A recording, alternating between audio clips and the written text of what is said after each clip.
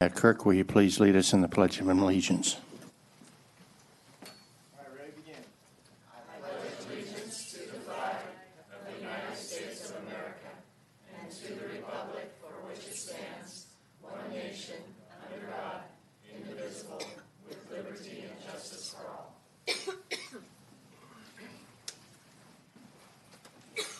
all. Okay.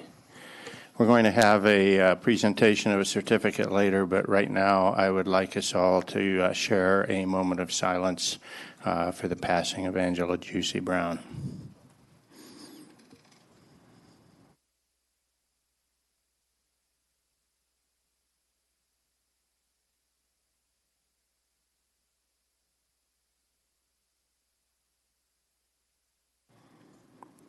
Thank you very much.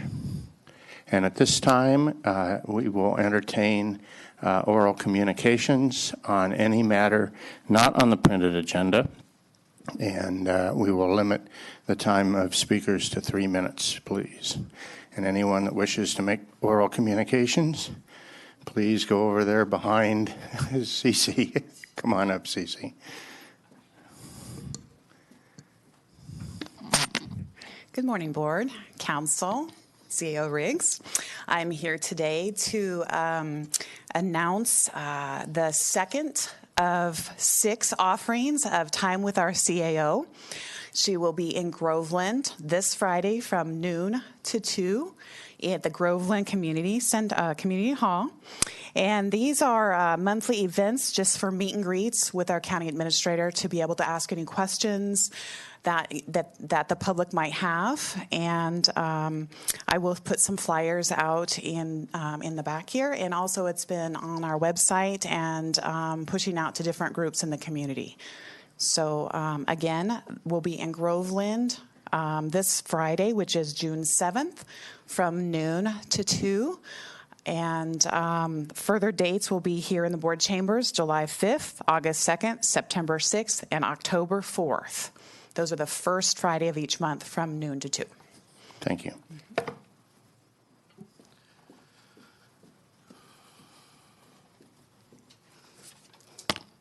Good morning, Honorable Chairman, CAO Riggs, Board of Supervisors. My name is Lynn McCormick. I am the Tuolumne County Library's Children's Librarian, and it's June. I'm before you, so that must mean that school is almost out, and summer reading will be starting June 18th.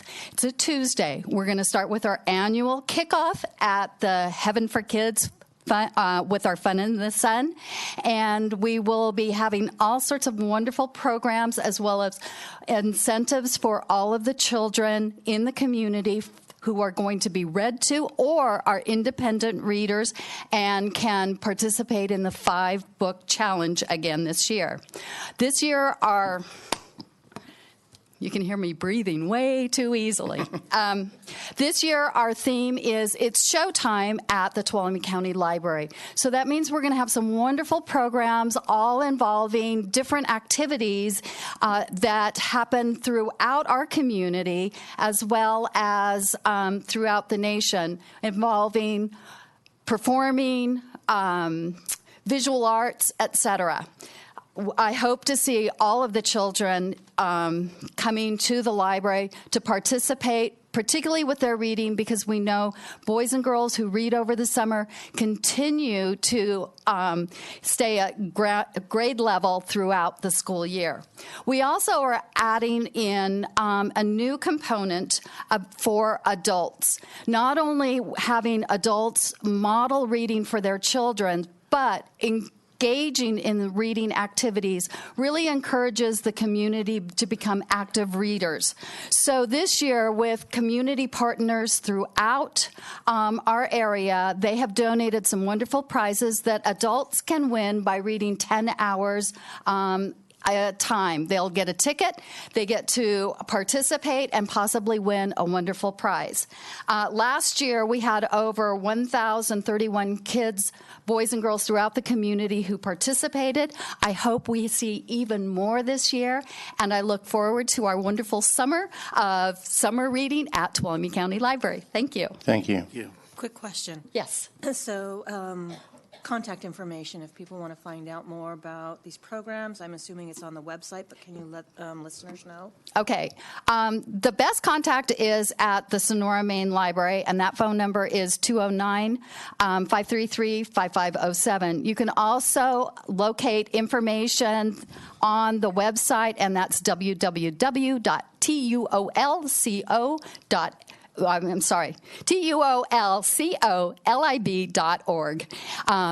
And also, you can contact your local branch. Each branch will be participating with programs. Sonora's programs are on Thursdays.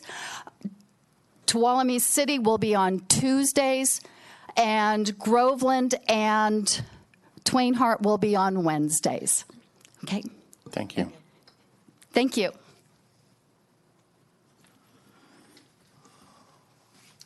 Good morning. I just want to announce that the Motherlode Fair is having a flash sale today on June 4th. It's only today. It's at the Motherlode Fair office there at the fairgrounds on Stockton Road. You can buy 4 tickets at $4 a piece for a total of $16 for your family to get admission to the fair. So it's only today. It's till 7 p.m. at the fair office. Thank you. Thank you. Good morning, Daniel Richardson from General Services Agency. Today I'm announcing the 53rd annual Father's Day fly-in coming up on June 15th and 16th. The title is called Wings and Wheels, Where the Road Meets the Sky. So different this year as we are partnering with the local Vietnam Veterans Group, Chapter 391, for their annual bike and car show. So they're going to have motorcycles and vintage cars there in addition to all the aerial demonstrations. So the annual events that always happen, doing with the airplanes, in addition we got cars and motorcycles. So we look forward to seeing everybody out there at Columbia Airport. Thank you. Seeing no other public comment, would the clerk of the board please read our consent calendar? Minutes of the meeting held on May 21st, 2019, accepting the California Office of Emergency Services Child Advocacy Center program grant and authorizing the increase of 1 full-time employee to the District Attorney's Office KC Child Advocacy Program. Approving the invitation of a bid for the Tuolumne County Road striping 2019 through 2022. And it's also issuing a call for bids on Wednesday, July 3rd at 2 p.m. Okay. And also, one more, declaring various equipment for not required as public use and surplus, authorizing the deputy purchasing agent to dispose of the property through an e-waste, scrap metal, or a one-day sale to be held on June 8th, 2019 at the Sheriff's Boat Patrol Yard located at 10915 North Airport Road in Columbia, California. Okay. Do I have any public comment on any item on the consent calendar? Okay. Bring it back to the board for a motion on the consent calendar. I'll move on consent calendar. Second. I've got a motion by Supervisor Brennan, a second by Supervisor Gray. All those in favor signify by saying aye. Aye. Opposed? Abstain? 5-0. Would the clerk of the board please read item 6 of our agenda? Consideration of approving a certificate of recognition for Angela Juicy Brown, commending her for her time with the Tuolumne County Historical Society. Okay, before I read the certificate, does anyone in the public have any public comment? Okay.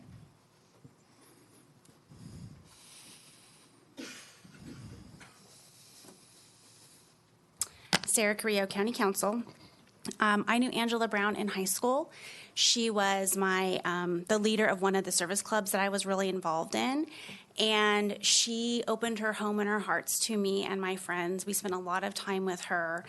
So some of my formative high school years definitely reflect Angela in them, and I want to send my deepest regrets to her family, but I also can't help but think of her big life and how her memory will not be forgotten just because of the force and the love and the personality. So, sending my condolences.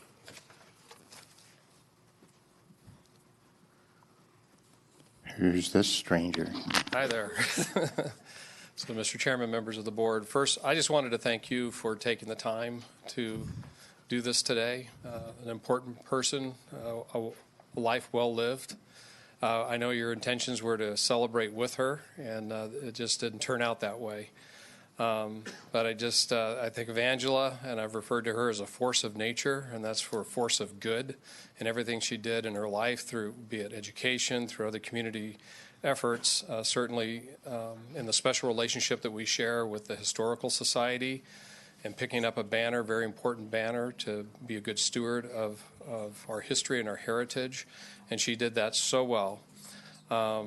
So just wanted to recognize her, but also, besides from a life well lived, I also think it's important to acknowledge a family who loves and cares well. And I just want to mention, Dan, her husband, what a model of just being a steadfast, loyal, loving husband through all this. And also her sister, Linda. Again, just a wonderful example of love, especially trying to harness that energy that Angela had, I'm sure, right to her last breath. But anyway, thank you for doing this today. And again, I thank the family for being just exemplary in this community. Okay. Any other public comment? Sort of how do you follow that? We do have someone that's going to follow it.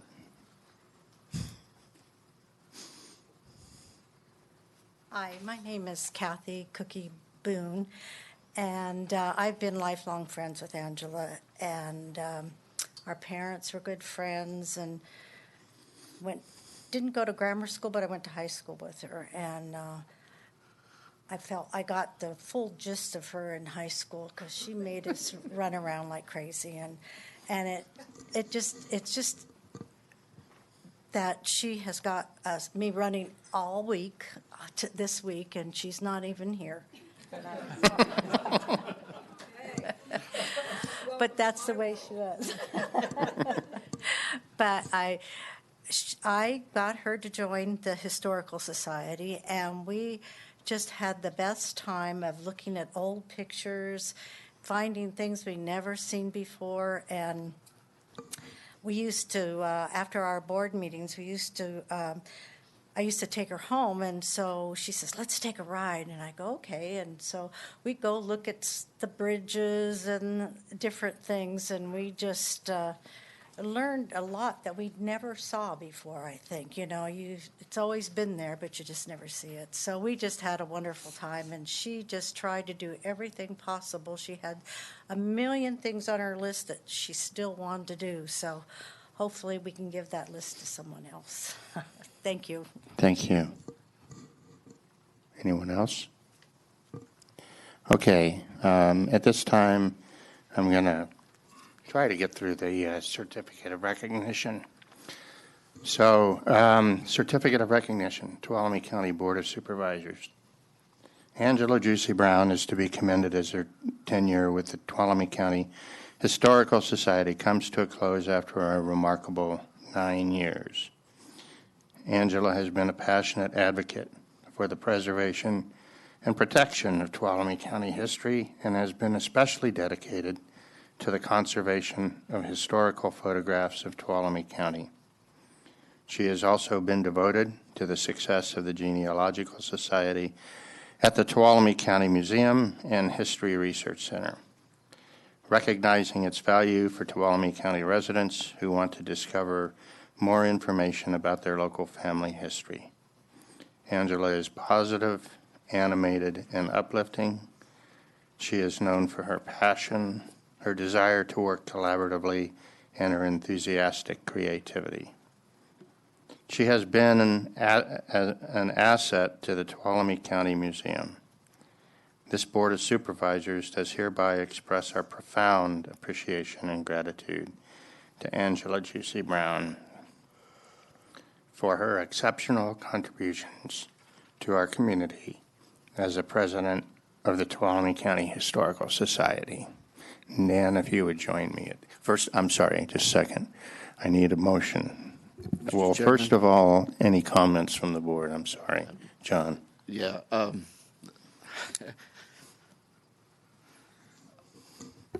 I have experienced the wrath of Angela. We went to high school together. We've been lifelong friends. I know she's up there looking at us and saying, "Would you guys stop this crap and move on?" And so I will. But we're certainly going to miss her. Sherry. Yeah. One descriptive term that wasn't in there, working collaboratively and her enthusiastic creativity and her ability to get straight to the point. She didn't mince words. She was amazing. I remember the first time I met her at the Sug House and the stories that she shared about Vernon. And from that moment forward, she was a friend. And she was somebody that you could go and talk to. And yeah, I agree, John. She'd be saying, move on, guys. Get on with it. But she will be missed. Ryan?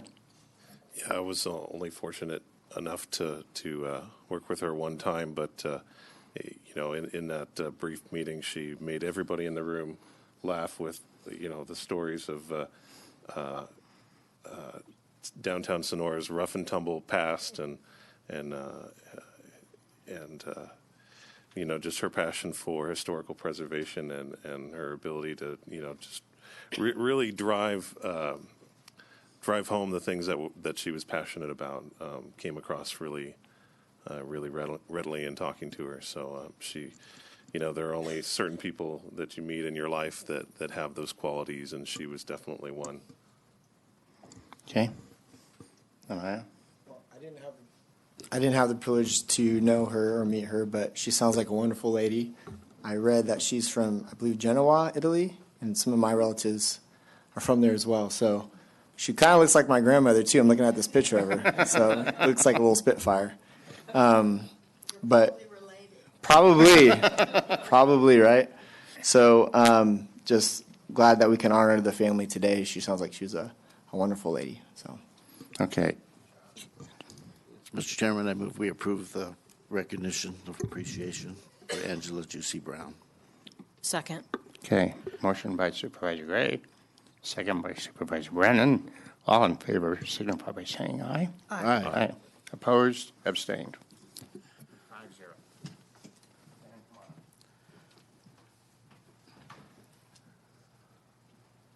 This is a tough enough time for the board. I know it's a tough time for you, sir, but thank you for everything that you gave to this county. Thank you. Take that off. Thank you. And the mic is yours if you want to say.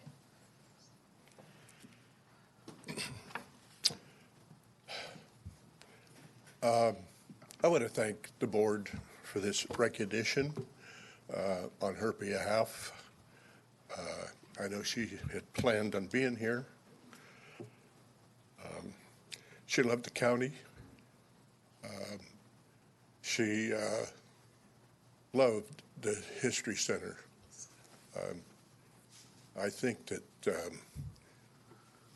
that was one of the things that she would never have passed up, the opportunity to organize and get the History Center to where it is today. I know that she needed computers at one time, and I think she came and harassed the board for them, and she got them. But, somehow the county found a way of providing the needed equipment there. So on her behalf, thank you. Thank you. Okay, I'm going to call about a 1-minute recess here for anyone that wishes to leave the room at this time, and then we'll go back to our business here in a couple minutes. Thank you very much.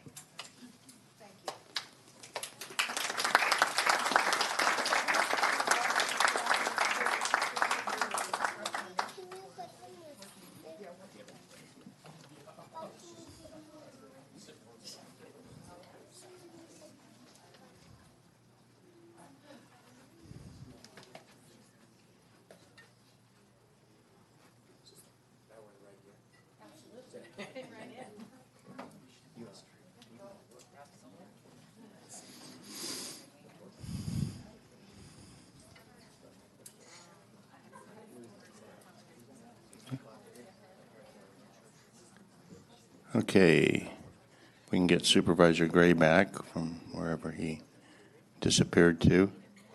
He may need more of a minute. Yeah, me too.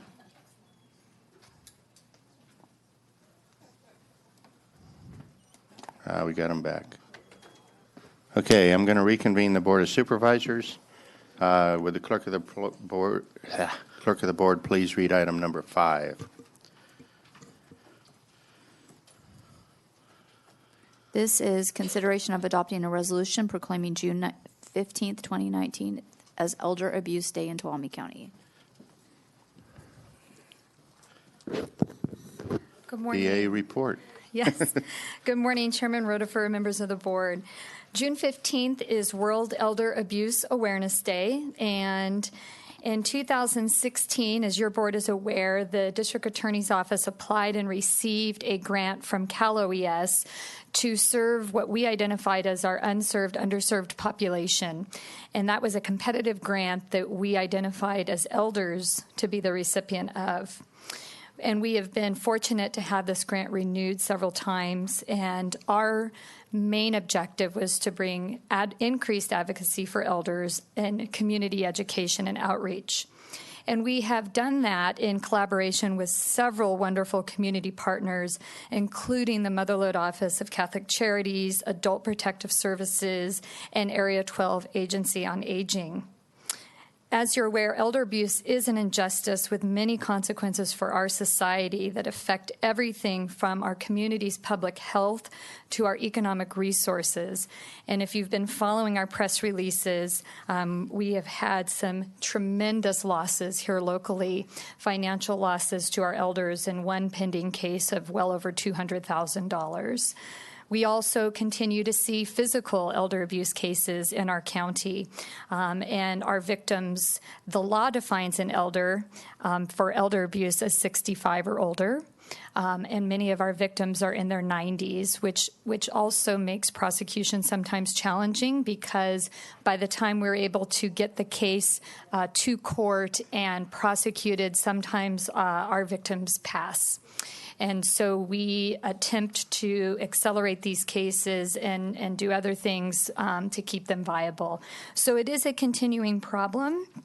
Also, across the United States, it's reported that elders lose an estimated $2.6 billion or more annually due to financial elder abuse and exploitation.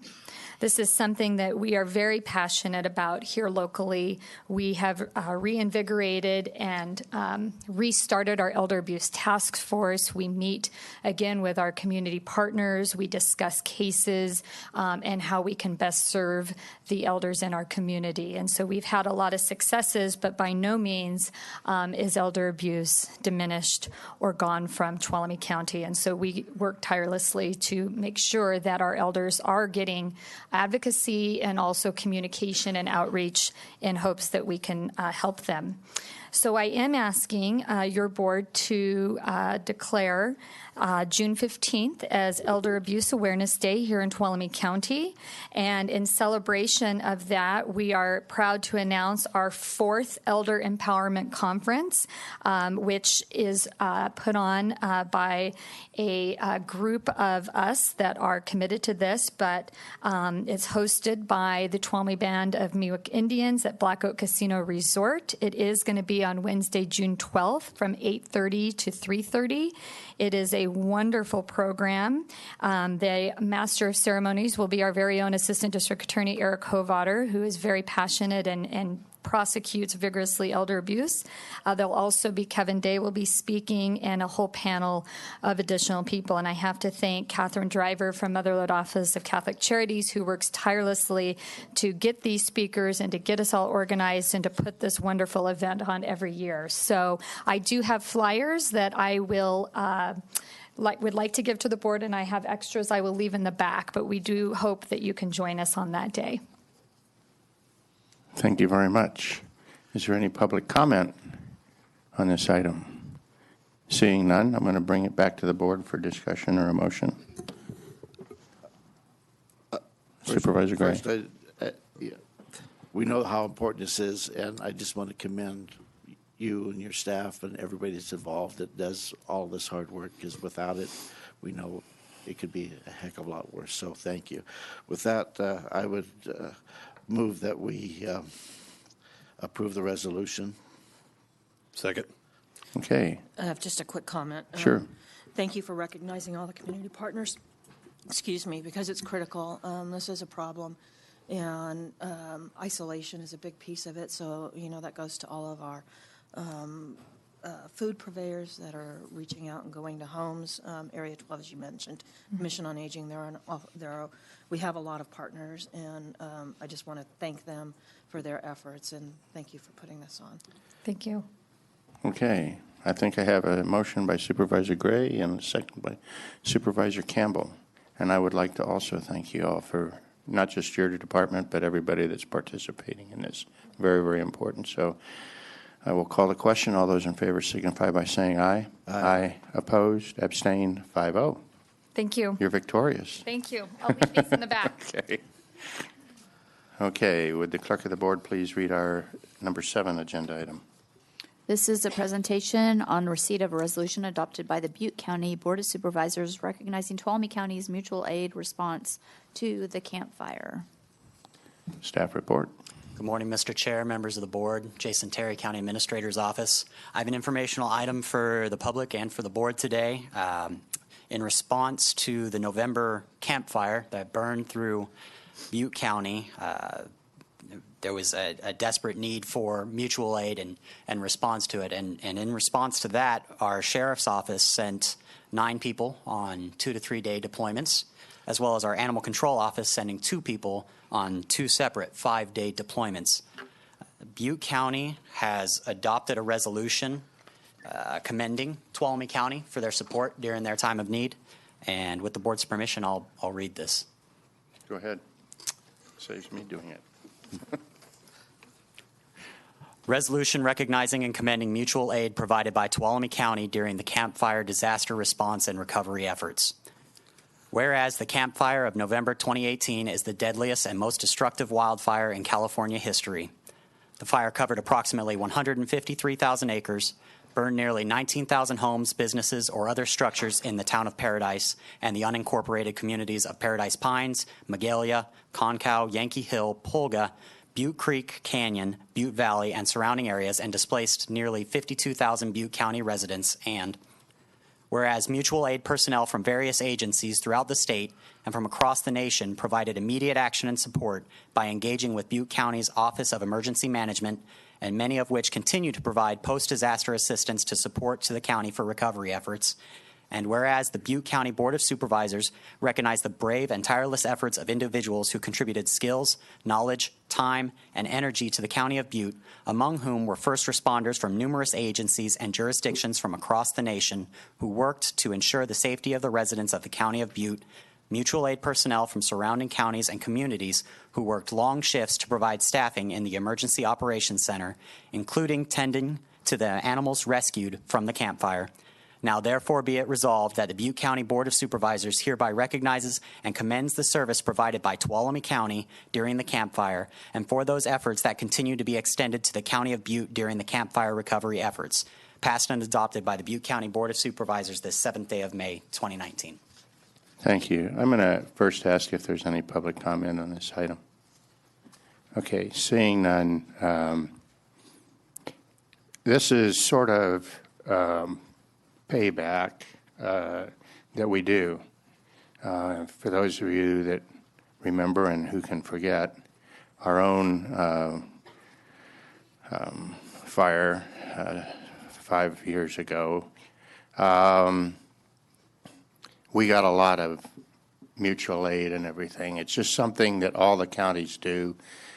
No county is manned for a catastrophic event, and the only way we get through it together is to get through it together. And so I really appreciate Butte recognizing us, but really this is what we do.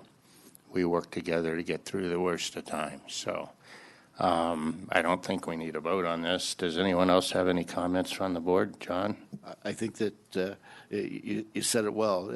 We're all in this together when something really bad happens, and the mutual aid, mutual support is what makes us strong. So thank Butte County for the recognition, and I know if we get another situation, they'll be here also. Anyone else? Okay, thank you very much. And with that, would the clerk of the board please read our 9:30 appointment?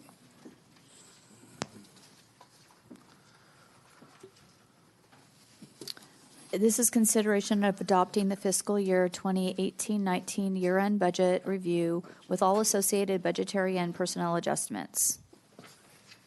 Okay. Are we ensconced? Staff report. We're here. Good morning. Tracy Riggs, County Administrator's Office, and with me is Eric Earhart, our Assistant County Administrator. The year-end budget is an item in which it's our final time for us to look and see how our departments and our budget is performing according to how we projected. So the good news is with our current year-end budget, there are no big surprises. We are expecting all of our cost centers and all of our funds to end, I'm saying not cost centers, all of our funds to end with a positive fund balance. What I'd like to do is just take us through, I'm not going to read the memo to you, everyone has a copy. It's also online for those who have not seen it, but I will go through just a few highlights here.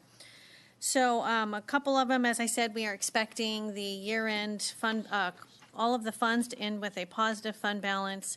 And if you look at your schedules 1, which is attachment A, B, and C, those are the fund balances projected. So it shows you the estimated beginning fund balance. It gives you the additional sources, which are our revenues, all of the uses, which are all our appropriations, and then it nets out to whatever is not used during the year becomes our fund balance. So as you can see, we're estimating that the general fund will end with a $1.1 million fund balance. I do want to make sure that your board is aware that these reflect the contingencies as well. So why we say it's 1.1 million, at 612,000 of that is in contingencies right now. So it's about $500,000 that we're projecting will be there. We do anticipate that it'll be a little bit higher, as we always do, but nowhere near what we've seen in the past, as we have continued to constrain our budget so that we can focus all of our recurring revenues on all of our recurring expenses, and so therefore as we've constrained those budgets, our year-end fund balance tends to be a little bit less. So with that being said, I'm not going to go through. There is on your second page of your memo, it does tell you again the projected ending fund balance. It tells you the contingencies for our governmental funds, and then you get the adjusted ending fund balance, which is also reflected on your schedules and attachments A, B, and C. I just want to interject and ask the county administrator if she's going to set any part of this item aside. I am. Okay. Yes. Thank you. Are you going to what? I'm sorry, I missed it. For Supervisor Campbell's. Oh, okay. Yeah, that's fine. I got it. Aside. Yes, I will. I will stop here in just a few minutes when we get to our departments. So as we go through here, we always break out how we're doing within each of the governmental, internal, and our enterprise funds. And there are some changes. We'll get down a little bit further to those I just want to make sure we highlight what those ending fund balances are for governmental funds, what the contingencies are, so you can see that, and it's very clear what part of that projected ending fund balance is actually still in the contingencies in those departments. Trey, yes. Just a quick question. I'm looking at that table. Mm-hmm. And fire doesn't have an adjusted ending balance. Is there a reason for that? Right. There's a reason, because there's an error on that spreadsheet, and it should have the total of the 293 and the 55,100. Okay, thank you. Yes. So as we go through and look at each of these, the general revenue, so each time we meet about 3 to 4 times a year, our revenue team, which consists of the auditor, controller, treasurer, tax collector, and our assessor. And what we do in our office, what we do is we look at how are we performing, what with the original projections, and what are we actually seeing, both trending that's been received actual, and then we work with each of those individuals to project where we will be at mid-year and again at year end. With that being said, we are recommending some increases, as we are seeing that our property taxes locally are doing better, as well as our transient occupancy tax. And then we usually have some adjustments related to the realignment that comes in for human services agencies. So when you see the adjustment of the VLF, that will actually be, that's the increase there, and there are some increases in appropriations as well because it flows in and it flows back out. The other one is, you may remember with PG&E, 2 years ago we came to you and said that PG&E was changing the way that they will be estimating their costs related to using public infrastructure, public roads for their ability, essentially it's the right of way, so for their wires and their infrastructure to be on county property.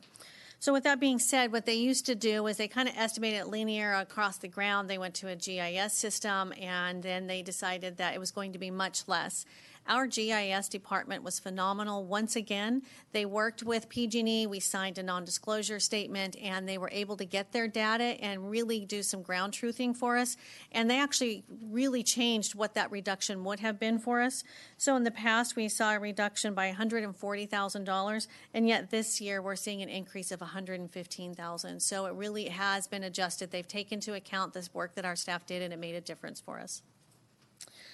So what I'd like to do is go through now our general fund department adjustments that are required for us to do year end, and I'll pause here for Supervisor Campbell. Yeah, thank you. Mr. Chair, because my wife is employed by the Public Defender's Office, I'm recusing myself from this budget item. Okay.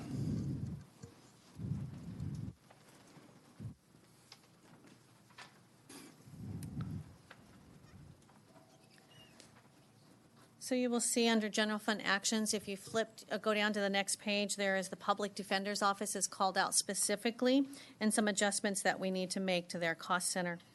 Overall, they're minor, and we need to adjust their appropriations in the amount of $2,550, and that is comprised of adjustments for part-time salaries. They do have a benefited clerk who is in their office. Unfortunately, that position is vacant, so they've been pulling in some time from a part-time relief person to come in and fill in. So we need to increase that. The other thing that we have is $500 for books and another $800 for communication. So the total is $2,550, and I do need your board to take action on this item specifically, and then I'll go over all the rest as a whole. Okay, on this item and this item only, is there any public comment? Okay, bringing it back to the board for any comment or discussion or motion. I'll move on staff recommendation. Okay. So I've got a motion by Supervisor Brennan, a second by Supervisor Gray. And this requires a 4/5 vote. Okay. All those in favor signify by saying aye. Aye. Opposed. Abstained. 4-0. And can we call the good supervisor back? We can. Ryan, if you're listening, come on back. If you're not, I'll get you. Here you go.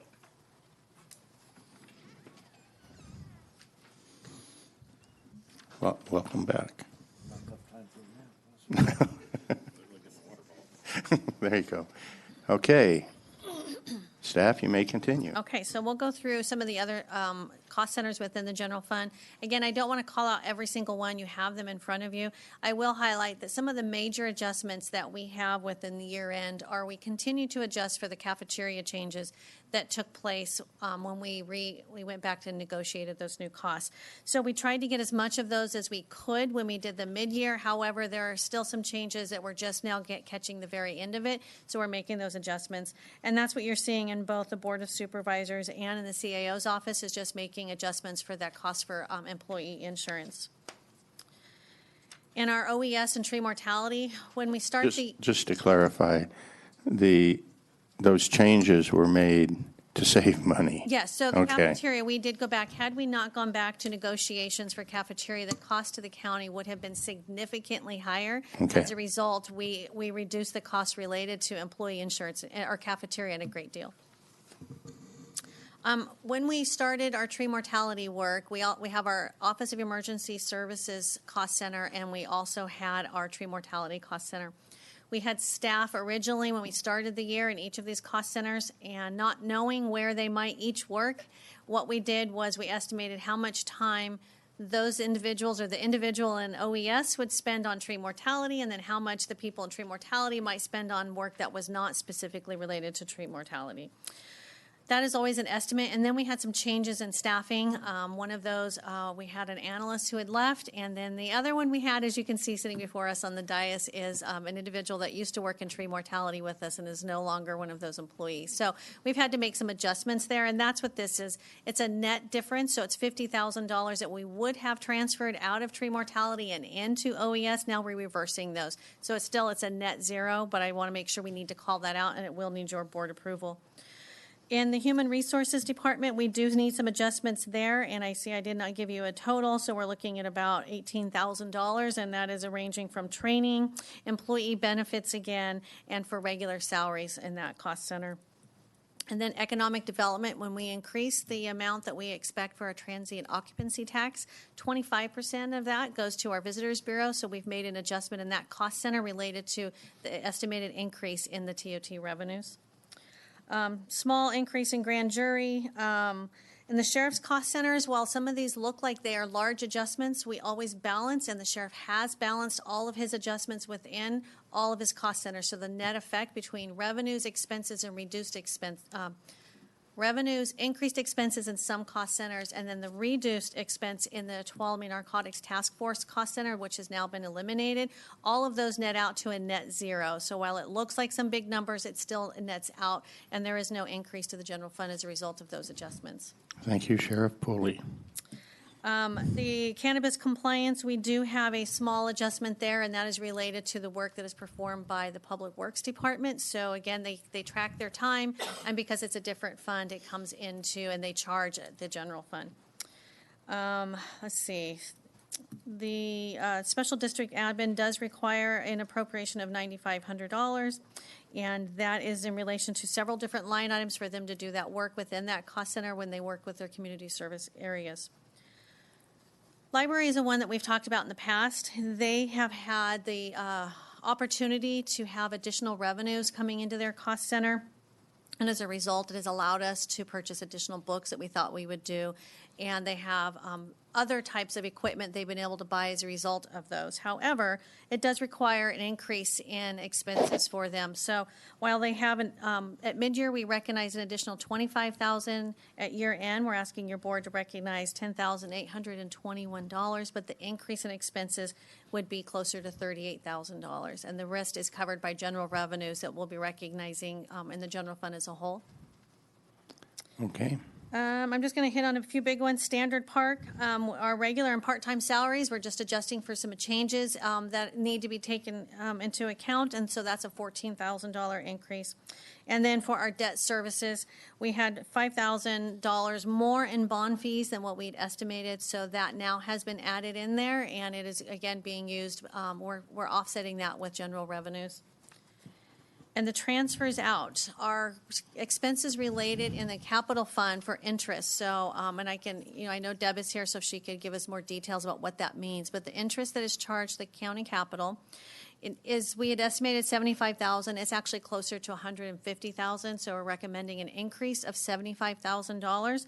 That would be a transfer out of general fund and into county capital to offset that cost. And then we do have the normal, like we talked about, whenever realignments change into for human services, we then have to do offsetting transfers out to human services, whether it be increases or decreases. We've made those changes. Your contingencies in the general fund right now sit at $612,300. Below, there are two charts. There's a charts of outlining all of the adjustments that we've just discussed that are outlined previously in the memo. So the total is $530,199, and you will see we have offsetting either reduced expenses and increased revenues on the next page of $530,199. The back of our memo has Exhibit D, which is all of the account detail that will be provided to Debbie's office for the auditor controller to be able to make these changes should your board approve them. Do you have any questions on general fund changes before we go into our other funds? Okay, any board questions on the general fund? Okay. Okay. Press on. All right, so we'll go into our public health. Again, we're looking at some VLF changes at what we talked about earlier. Whenever the realignment changes coming in and out of the general fund, we also make those corresponding changes in our human services agencies. And then they had a small adjustment to their Women, Infant, and Children's Cost Center. It's a very small one. It's about $3,000, but it is offset with some of their other increases of revenue for dental services and then offsetting increase in part-time salaries. And I'm just realizing I did not call that out for you, what that amount was. It's a minor amount of about $3,000, and it is in the budget detail in the back of your memo. Social services, this is a realignment change, so they need to increase their revenues of $34,221, and we place to make that fund balance, we've placed that amount into contingencies. And behavioral health housing, they have minor increases needed for utilities. They do have offsetting revenue and rents to pay for those increases. Ambulance, minor increase there of $4,800 for utilities, office expenses, and they will then also have additional revenue they can recognize in their cost center for institutional care and services.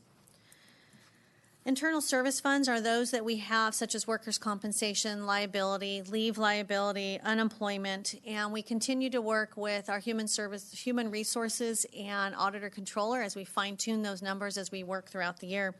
Workers' compensation does require an increase based on projections. We will need an additional $115,000 related to costs for our safety employees. I will remind you that when one of our deputies are injured, what happens is they're no longer paid out of that cost center. It's called 4850. The pay comes out of our workers' compensation fund. So what happens is we offset that out of the sheriff's cost center, so it's reduced and not you're not seeing it in twice, and then they are paid out of workers' comp. So as we watch these injuries and what's taking place, sometimes we increase it, sometimes we decrease it. But anytime we do one or the other, there is an offsetting decrease or increase in the sheriff's regular salaries or jail, whichever one that it takes place in over there.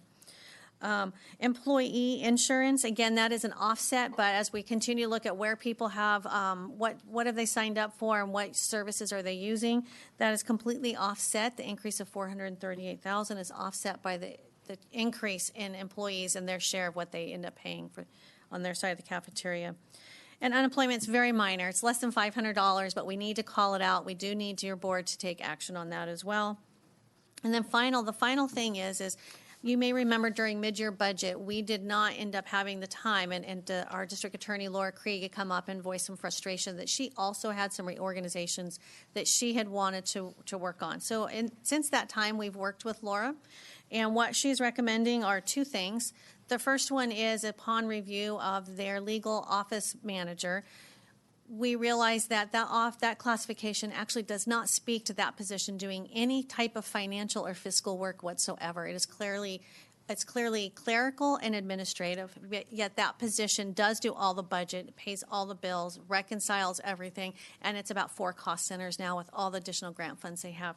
So based on that, we agreed that we do need to make that change, so we are recommending that we would convert that position from a legal office manager to a business manager, which is a more appropriate classification for the work that her employee is doing. And then the other one is as Laura has been, again, looking at reorganizing her office and how can she be more efficient, she would like to add a assistant to department head. She doesn't currently have one. With everything going on over there, she needs that additional assistance that can help her organize, and then they will do more of the administrative and clerical, which should help free up her time to do other duties. With that being said, the increase would be about $2,000 for the current year end, and then the increase next year would be the total would be $74,000 increase, but she can pull in additional revenues of $39,000 from their grants to cover that. So the total increase for next year's budget would be $35,000. However, we know we're going to move into the next talk about our 1920 budget. Laura and I have been working together. Should the board approve this reorganization, she's looking at doing an internal recruitment, which would mean it would vacate the office assistant who is currently, which one is in that. One of those positions would be vacated if you were to approve the assistant to the department head. She has indicated She will leave that position vacant as we work through the next part of our couple months of fine-tuning our budget. So she's willing to leave that open as we work, because we do have a hiring freeze as we'll go into the next, and she is absolutely understanding and willing to do that should this be approved. And with that being said, what we are asking is that your board would review and approve the budgetary adjustments and changes to personnel as described within the budget document. Okay. Is there any public comment on this item? Come on up to the podium, please.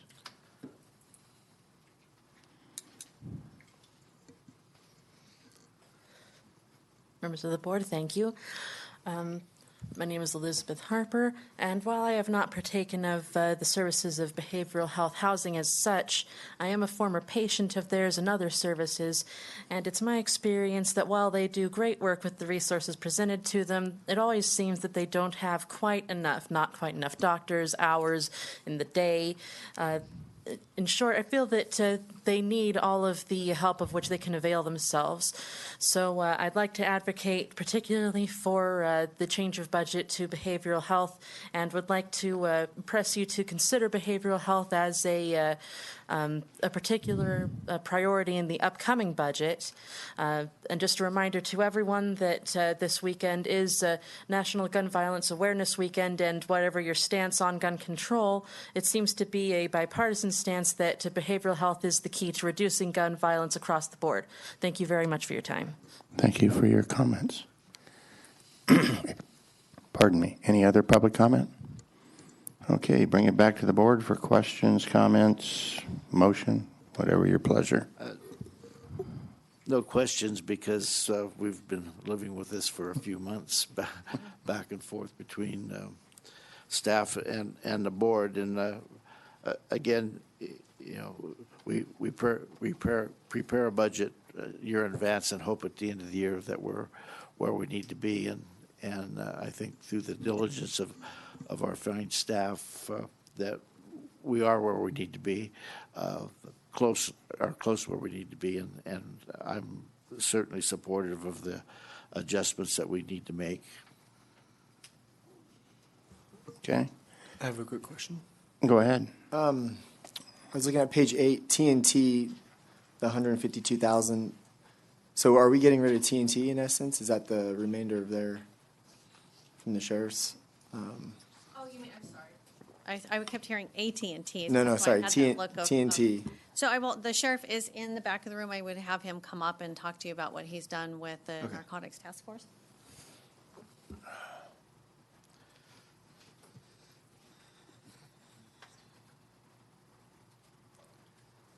The quick answer is yes.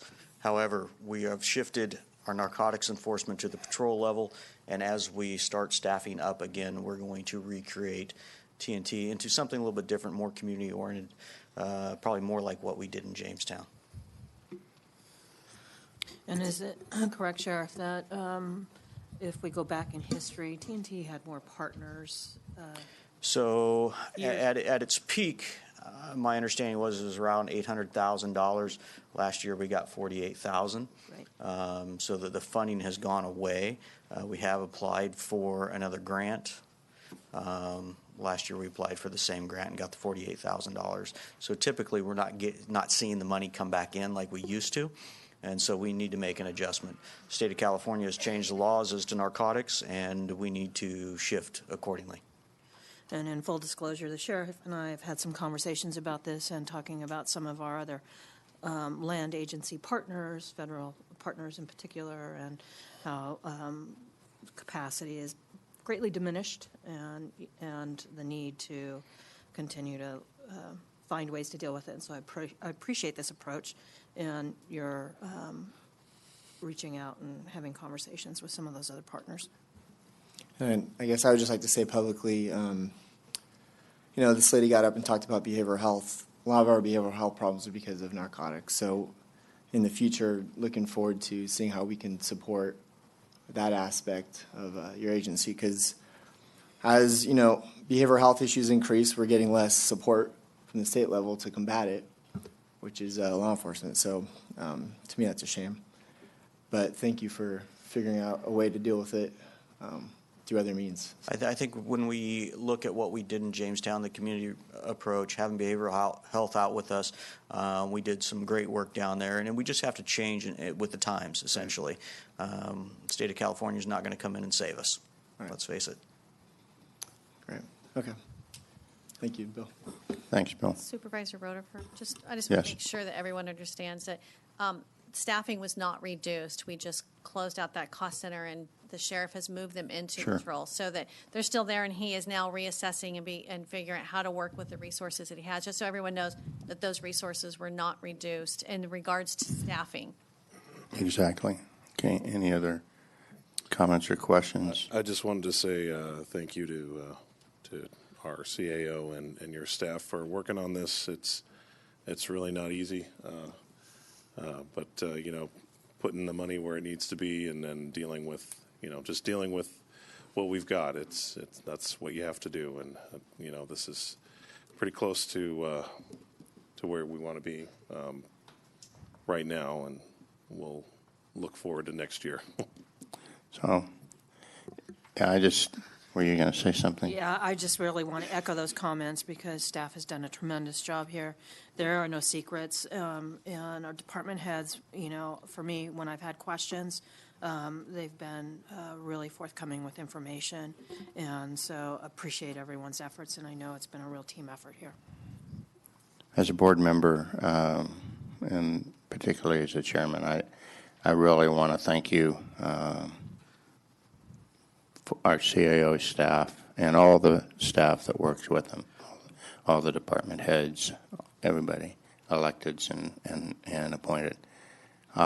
This has been, from my perspective, the most visibility that I've had into this process in the 6 years, almost six and a half years that I've been a supervisor. And it makes voting on Tuesday a heck of a lot more of a confident experience when I know what's behind the numbers, and I really, really appreciate that effort. Thank you. Looking for a motion. I'll motion, but just to clarify regarding the comments about the DA's position. So we are going to move forward with creating a new position with the understanding that the other one will be left vacant. Okay. So with that, I'll move forward to adopt the fiscal year 2018-19 year-end budget with all associated budgetary and personnel adjustments. Okay. Looking for a second. Second. Okay. Got a Supervisor Kirk moved and Supervisor Gray seconded. And with that, I'll go ahead and call the question. All those, yes. I just want to make sure that the motion includes the exclusion of the public defender because we moved on that earlier. Yes. Okay. Thank you. So the rest of the year-end budget, minus the one item we've already done. So, and again, it does require a 4/5 vote. So all those in favor signify by saying aye. Aye. Opposed? Abstain? 5-0. Okay, thank you very much. Clerk of the Board, could you please read our second 9:30 appointment?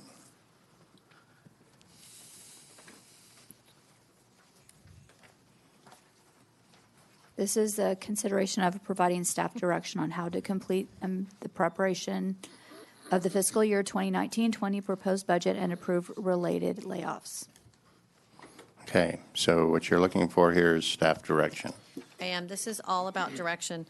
So just to kind of put out there real quick, when we first approached this and we were doing the agenda, we really were looking at, we're going to balance this budget now, which is why the agenda language that was put out was put out.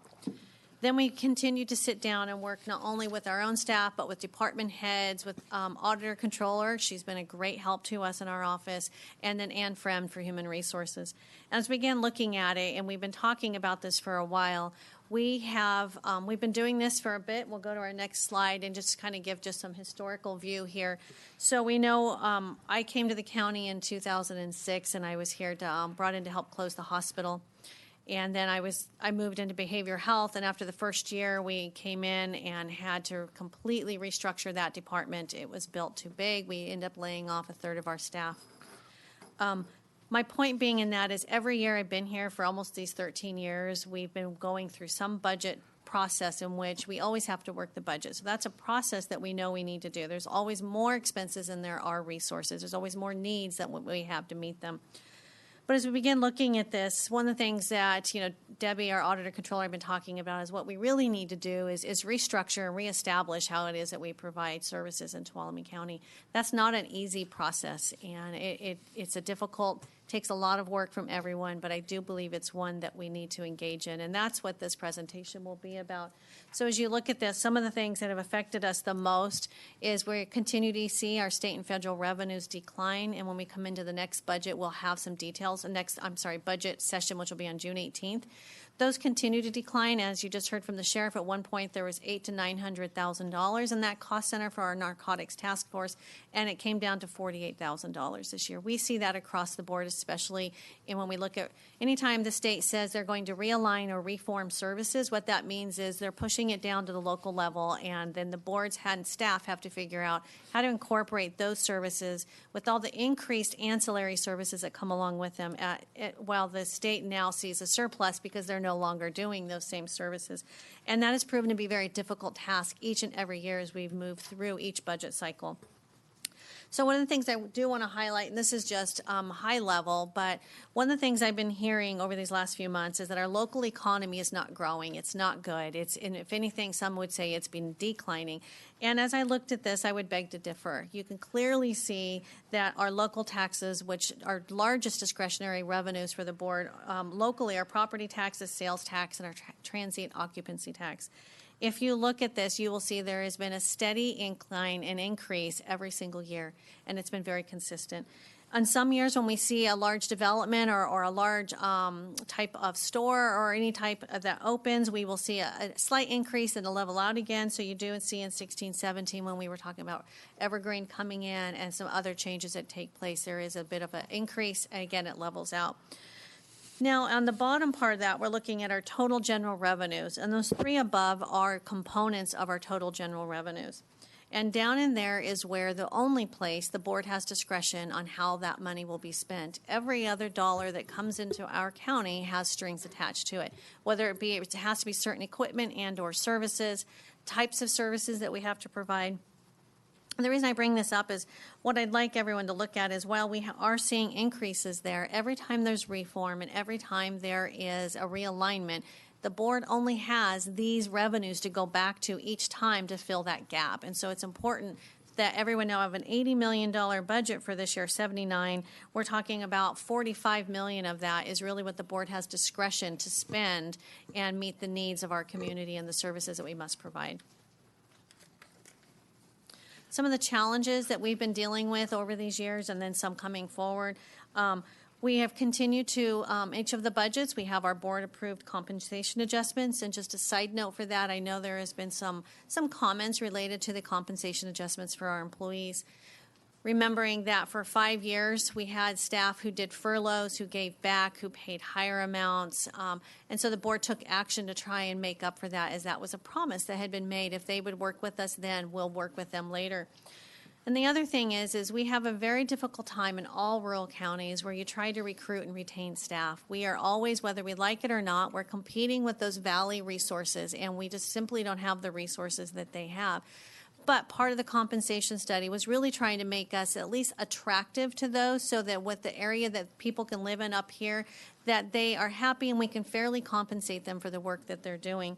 So I do think it's important, however, we still have issues with retaining staff. And what happens is it comes, we get someone in here, they stay for a little bit, they get an offer somewhere else, and then they leave sometimes within a month or two. Other times what we see is we are the training grounds for, again, for our Valley partners who just can offer so much more. And we see that a lot in our public safety departments. We also see it in our IT department. Those are very technical skills. And as soon as we get them trained, we'll see them where they leave. And it's very hard to fight with that. And it's a challenge that our department heads have in trying to retain those staff. We have the PERS increases. We know that the state recently, a couple years ago, took action, and now we have our percentage that is attached to every single dollar that is paid. We also have the fixed PERS costs. This year alone, that increase, just the increase in fixed PERS was $1.2 million. And I think, talking with Deb, about $1 million of that is in the general fund. So that is just an increase related to that one line item in the general fund. Cafeteria increases, as we discussed in the last budget item. Had we not taken action with what happened with the PERS Blue Cross and with the Affordable Care Act, the costs related to our cafeteria would have been closer to about $2 million had we not done anything. This year, what we're seeing is an increase of $600,000 as a result of that. So while it's costing more, it's not costing nearly as much as it would have cost. As we look and work on our Law and Justice Center, we know we have new operations that will take place out there, and there are expenses related to that. We will need to add additional staffing. And then the jail medical related to those individuals coming in will be significantly higher. Right now, public health has funded $1.2 million of those costs. We are anticipating, if we were to go to full capacity, $2 million plus is what the increase, and that will have to be borne by the general fund. So we've been working with the sheriff and with some of you and other department heads to try and figure out a way that we can be creative and meet the requirement for the services that need to be provided to our jail inmates and yet make it affordable at the same time. Then with the Law and Justice Center, I mean the jail specifically, and then we do have a new system we're putting in place for finance, budget, payroll, and human resources. That's referred to as our ERP system. We do have debt service related to both of those. The total bond was about $21 million, and the total debt service for the total bonds ever on an annual basis about $1.6 million. And then we are looking at continued development of our Law and Justice Center. So right now we'll have our courts, we have our juvenile hall, and we will have our jail out there. What we won't have is our other justice partners. So your board had approved earlier this year during a special workshop to start for Maureen Frank, a deputy CAO in our office, to begin a programming document. That RFP did go out, and what we are currently doing is they're getting ready to look at that contract, get it awarded, and they will begin working with the district attorney, the sheriff, the chief probation officer, and the public defender to begin looking at what those needs might be so we can begin building that to something we can bring to your board to consider for the future. And then on the other side, on the previous couple of slides, you saw that we are forecasting that we're a deficit in our fire fund. And what is happening is this current year, when we have those years in the past when it's been very dry, not a lot of rain, what happens is our Amador stations, which are those outside area stations, those stay staffed by CAL FIRE. But as soon as we hit winter, that it becomes our responsibility to staff those. And so because we've had a much different winter this year, we did have an increased cost related to keeping those stations open. But like the rest of us, they have increases related to the contract. I do want to make sure everyone realizes in our fire fund, we only have 3 county employees. What we do have is a Schedule A contract with CAL FIRE. And with that, because I've had the questions, should we be looking at something internally? And we did run that a few years back, and actually the cost was significantly higher, and we don't end up anywhere near with the resources what we get with our CAL FIRE contract. Some of those are the type of equipment, the training. When someone is injured or sick or they quit, they have someone in place like the next day, if not that afternoon. And of course, we have experienced only excellent services from CAL FIRE as our county fire, as we have had various fires within our county, and we're very thankful for the work that they do. And then in Department of Social Services, foster care placements continue to rise, and unfortunately, our social services director our human services agency director, she doesn't have the luxury of negotiating those contracts. Those contractual rates are set at the state level, and they really tie her hands on the ability for managing those types of placements. As those continue to escalate, and she's been working and has always worked very diligently to minimize the risk to the general fund, if that were to continue, what would happen was those would become general fund costs. We need to be very careful, and we work with her very closely, but we did want to make sure the board is aware that those costs and those placements have been escalating. And then again, we talked about health in general and the jail medical. Right now, they fund that. They cannot continue doing that. So just this is a list of some of those issues we've been dealing with and what we will continue to deal with into the future.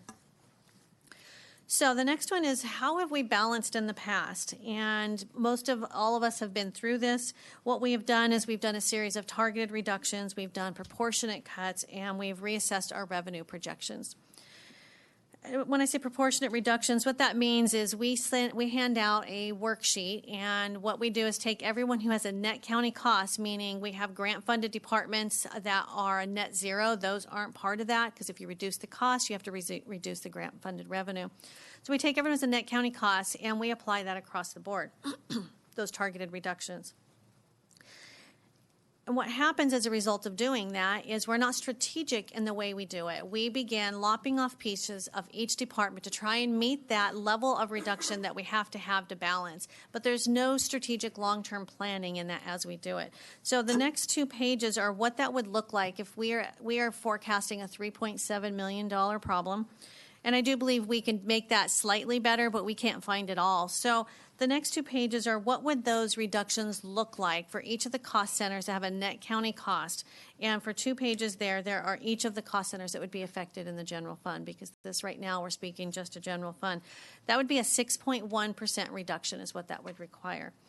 Now, we did do, Eric did an exercise where he went through and took every single cost center and he separated out salaries and benefits and mandated costs, because those are things that our department heads have no discretion over really at all. And then we get what's left over. So that's where their discretionary spending is. It's your office supplies, it's equipment, it's training, that kind of stuff. And what we found is there are some, like for example, I'll call out human resources. That is more than this 6% is more than what she has left in discretionary funding. And my point being, she only has one place to go then. And then the sheriff, that would be $1.6 million in reductions for him. That's a problem as we're looking at, we need to increase staff. We know we have already where sometimes, the number of deputies that we would like to see out on the streets. And so all of these, this is just to demonstrate a point that doing it this way is really, in my opinion, not the right way to approach this.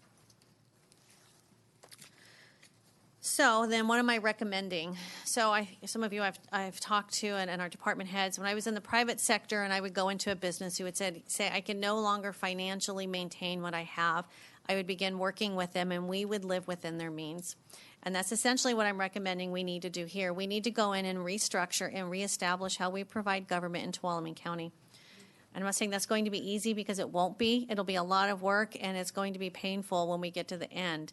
But there's no way we can continue decreasing our budgets and working to the future with all of the reform and the reductions in state and federal funding and continue to meet the level of expenses of what we have.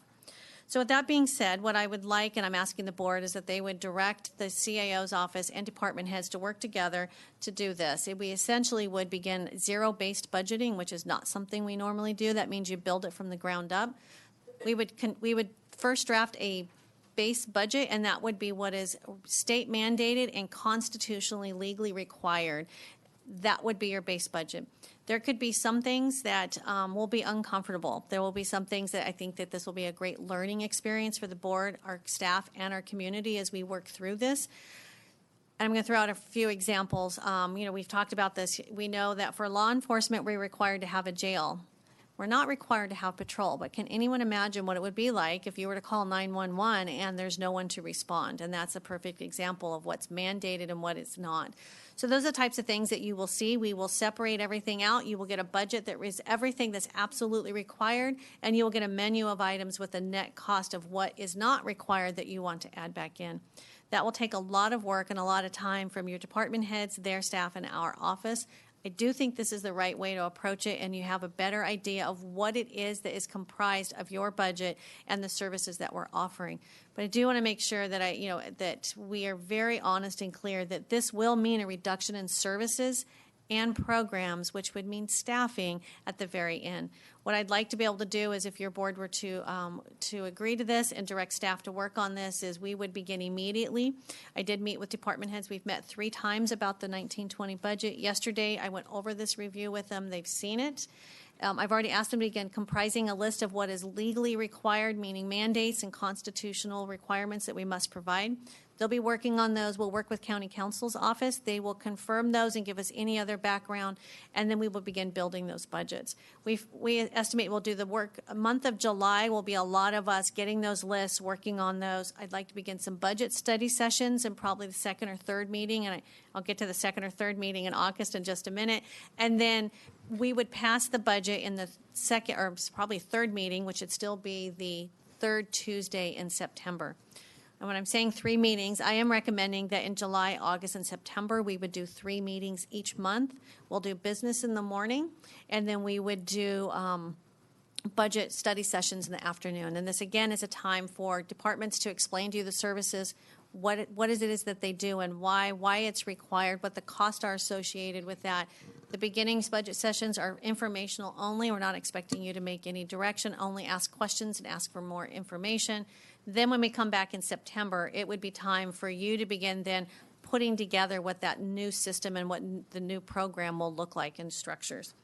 So with that being said, what we would do to balance the current budget so that we would have 3 months, what we need is a spending plan or a budget that would be approved on June 18th that would allow appropriations on July 1st.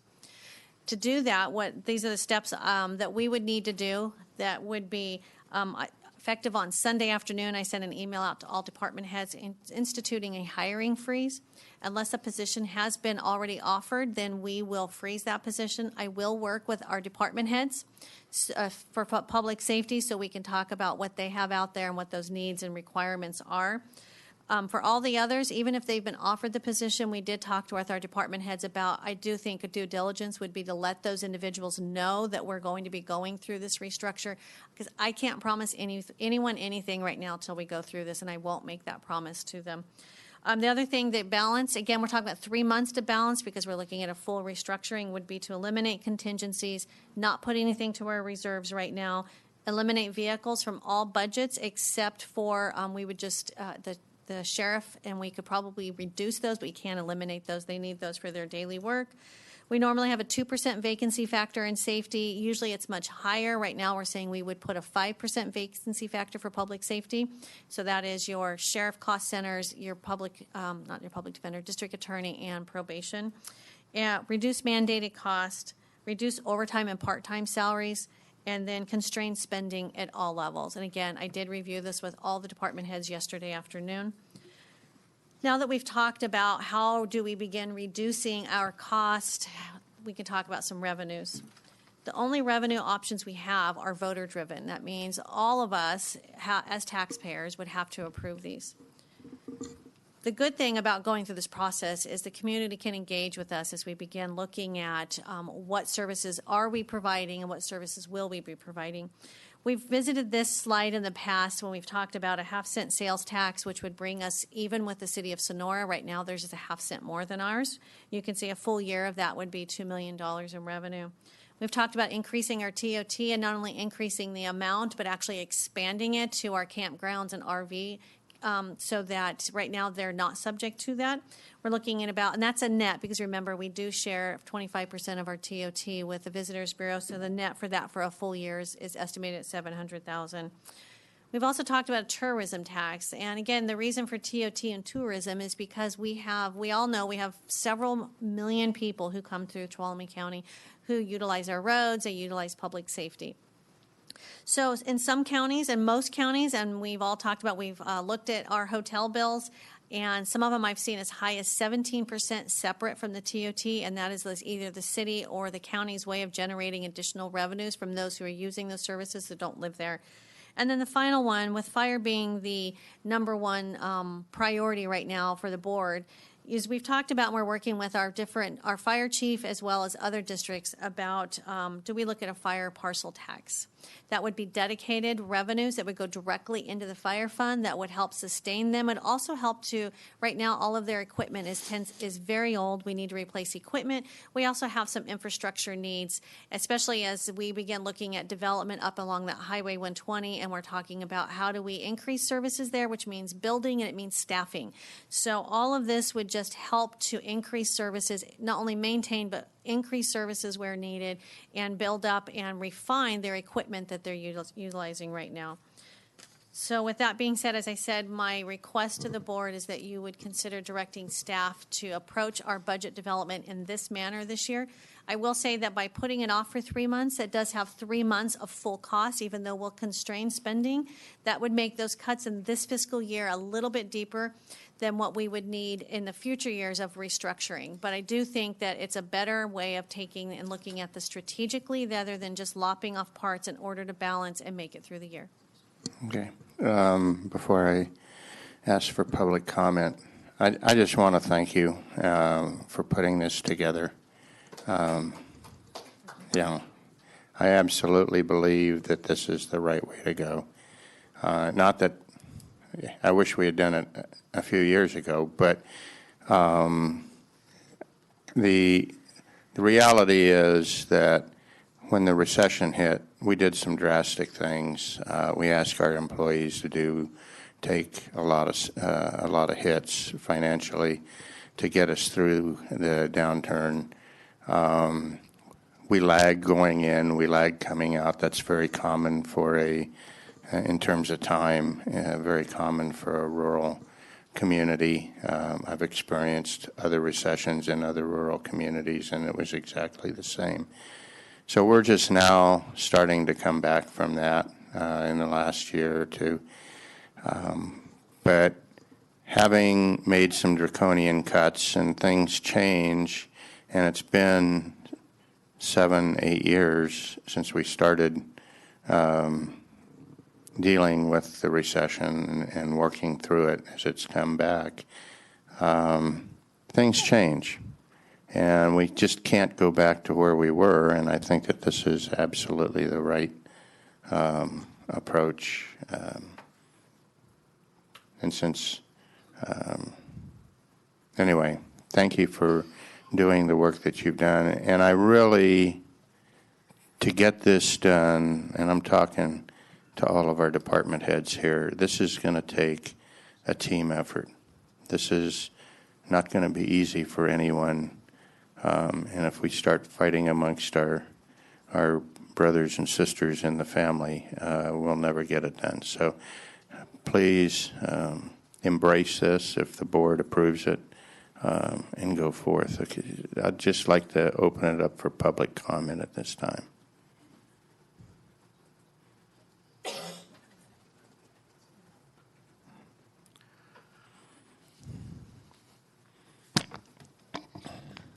Daniel Richardson with the General Services Agency. I know the department heads didn't always get up, but Tracy has encouraged us now that she's been CAO, so I'm taking the opportunity. I just wanted to say thank you to the board and for the CAO's office for taking leadership on this budget. Having been the budget coordinator for many, many years, I understand what a challenge it is each year to get when we get to this situation. And I think the zero-based budget is a good way, it's a good approach to allow the board to make important decisions. Just want to let you know we've had good communication. We're letting our employees know what's going on so they're not surprised. Just for those who are listening, there are some services that will bridge 2 fiscal years. The summer recreation, summer library programs, they're going on as is, so please continue to sign up for recreational programs. We need the revenue. We look forward to providing those services. But we are dedicated to providing the board and the CEO's office with good, accurate information to help you to make those critical decisions. So thank you. Thank you. Thank you. Ma'am, you were, please.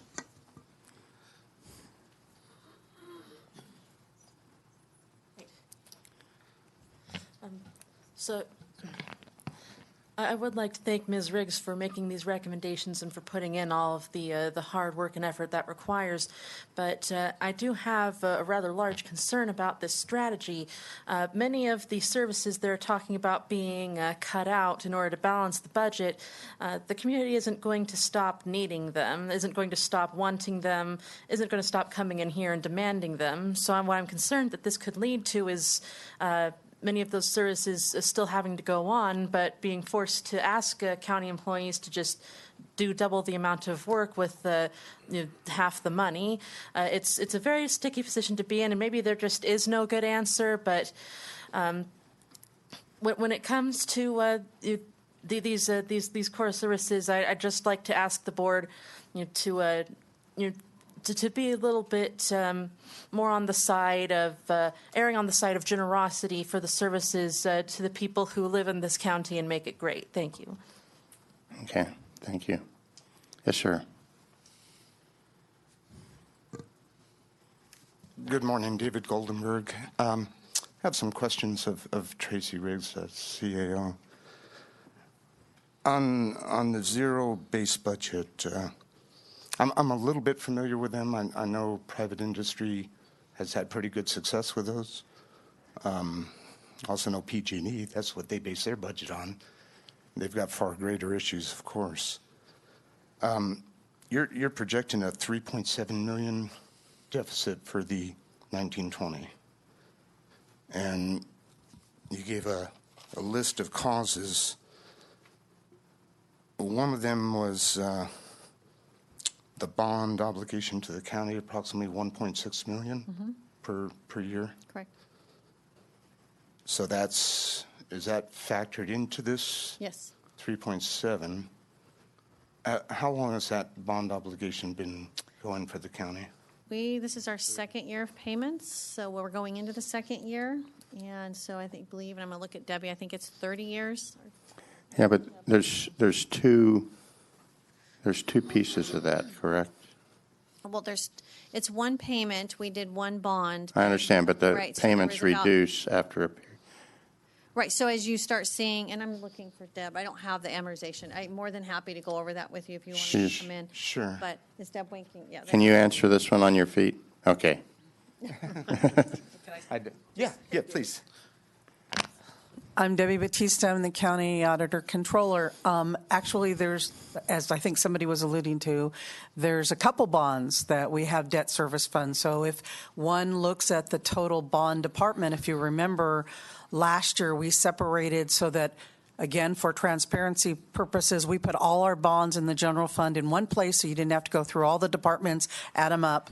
So there is a bond for the side fund where we took an $8 million bond in 2014 so that we would stop paying the PERS. What was happening with the PERS is that original bond was $4 million by the time, or the original unfunded liability for public safety was $4 million.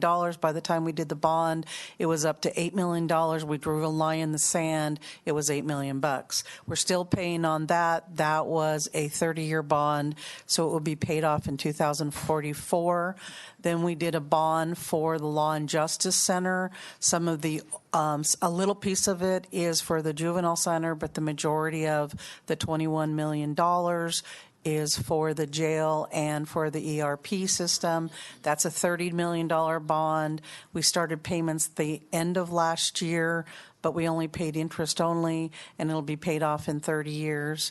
And then we refinanced the for down at the mine. We kept the same period of time, but we were able to reduce the interest payments on that, and I think we saved like $20,000 a year. So there's three major bonds that we're paying off. Most of them will be paid off somewhere between 2044 and 2048, somewhere in that period of time, or 58 in that period of time. And what Mr. Rutherford was alluding to is we structured the Law and Justice that a large piece of it, the ERP system, when it was paid off in 10 years, then that piece of the $21 million, which was right about $3 million, will be paid off in 10 years and not really 30 years. So if that's not too confusing, that's what it is. I made it through, so I'm confident most people did. Thank you, Debbie. And thanks, Debbie, too, for that explanation. That was helpful.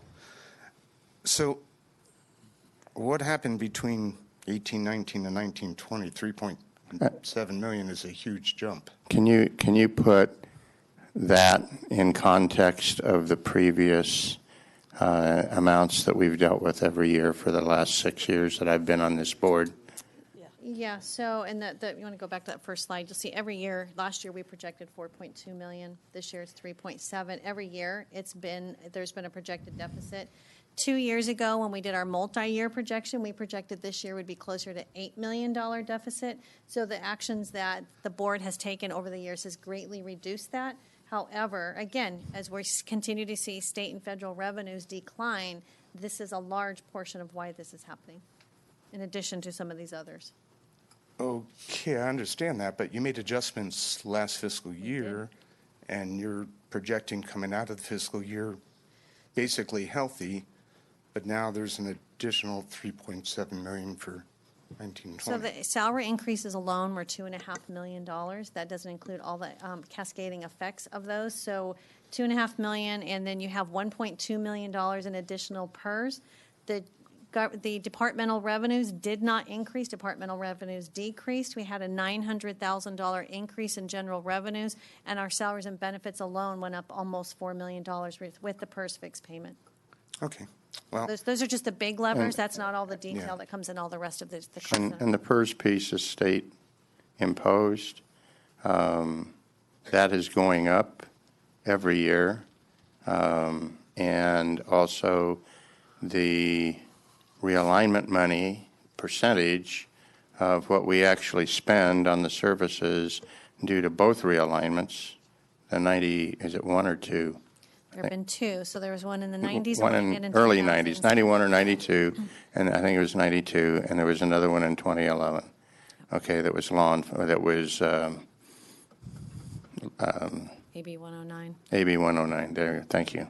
Yeah. So what they do is they give us that with about 90 to 95% of the revenue needed to continue the services, but then the next year it goes to 80, and the next year it goes to 70. And so every year, our reimbursements from the state for doing things that used to be their work goes down, and PERS goes up.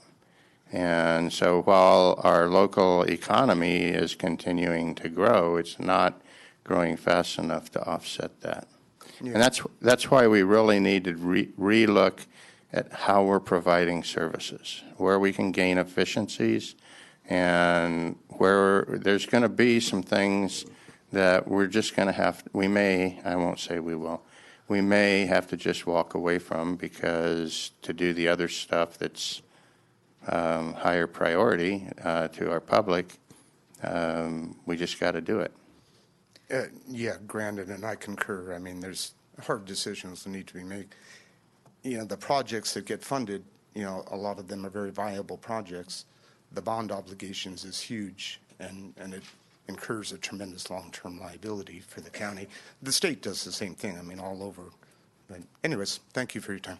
Yes, thank you for your question. Supervisor Rutherford, could I just confirm, just because I want to make sure that everyone knows, when I talked about those salary increases, the approximate $2.5 million, that is not just related to the compensation adjustments. Some of those are step increases that are normal course of business. People can start at A step, they can move through E step. Part of balancing these last few years have been recognizing the savings when someone has been here for 20, 30 years. Not only are they at the E step, but we have retention incentive pay. So that's longevity pay is how we refer to that. Anyways, when we bring them in, we recognize the savings. When that person retires, a new person comes in at the A and B step. But what we're seeing now is people are moving through their steps. So in addition to any compensation adjustments, we also have the adjustments and 5% is what those steps are every time they go up. And then the other thing with doing the way that we used to do this, many people will reduce any of those discretionary spending. They'll reduce vehicles, they reduce equipment in order to maintain the staff, because the staff are what provide the service. And so when I talk about, and Deb had got up in the past and discussed this as well, those are not long-term and sustainable, meaning that the next year we see that we need to put that vehicle back in and we need to put that equipment back in. And so some of those get built in, and that 3.7 does include some of that as well. Sure. And when you delay those kinds of expenses, they just become more expensive when you get around to it. Yes, sir. Come on up. My name is Marvin Keschner. As some of you know, I'm formerly with Hewlett-Packard. I was one of the chief technical officers for about a quarter of HP's business.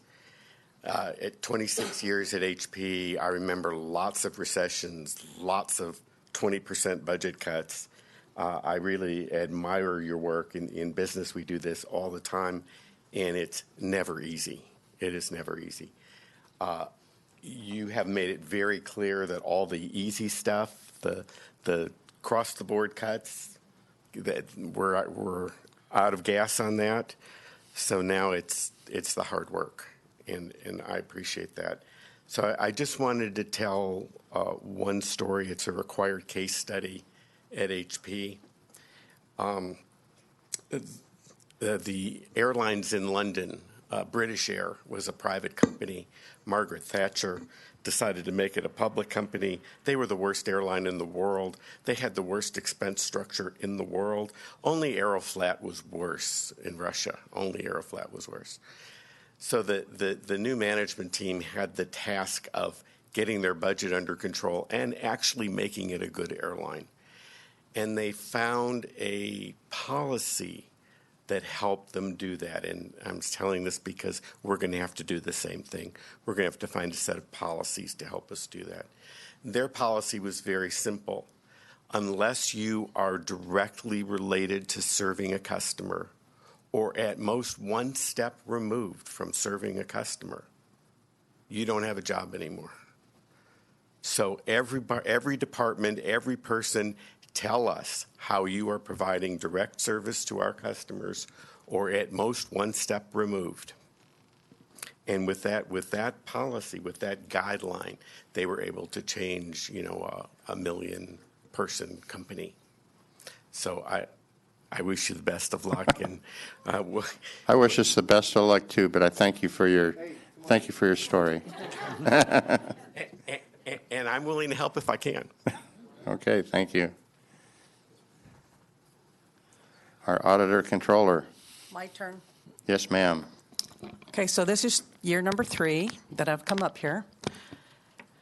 For me, this is really easy. It's bottom line. For the last 5 or 6 years, our revenue has not been enough to match our expenditures. So when we do this new reorg, new way we do business, part of this component has to be that our revenue is greater than our expenditures. In 18-19, when we're all done, if we meet the fund balance that is being projected, we spent in the general fund about $1.5 million more than we took in. Just a couple years ago, our fund balance in the general fund was well over $4 million. We're now saying it's $1 million. You can color the way we used it any way you want to do it, but reality is no individual, no business, no government can continue to spend more money than they're bringing in. So when we form this new government, which I'm all for, said it 3 years ago, we need to keep that as one of our policies, that when we structure it so our revenue is greater than our expenditures. We start building up our reserves. We start paying off our debt early. We start dealing with the PERS. We do all those kind of things that are good stewards of the money. But bottom line, we've just been spending, for whatever reason, more money than we've been taking in, and we've been using our bank account, fund balance, to bring it down, and we've gone from 4+ to 1. That's why we're here. Thanks. And that's why we need to do this. That is why we need to change things, and I wish the heck we would have started 3 years ago. Me too. Okay. Any other public comment? Bring it back to the board. Comments, questions? Anaya, you got something?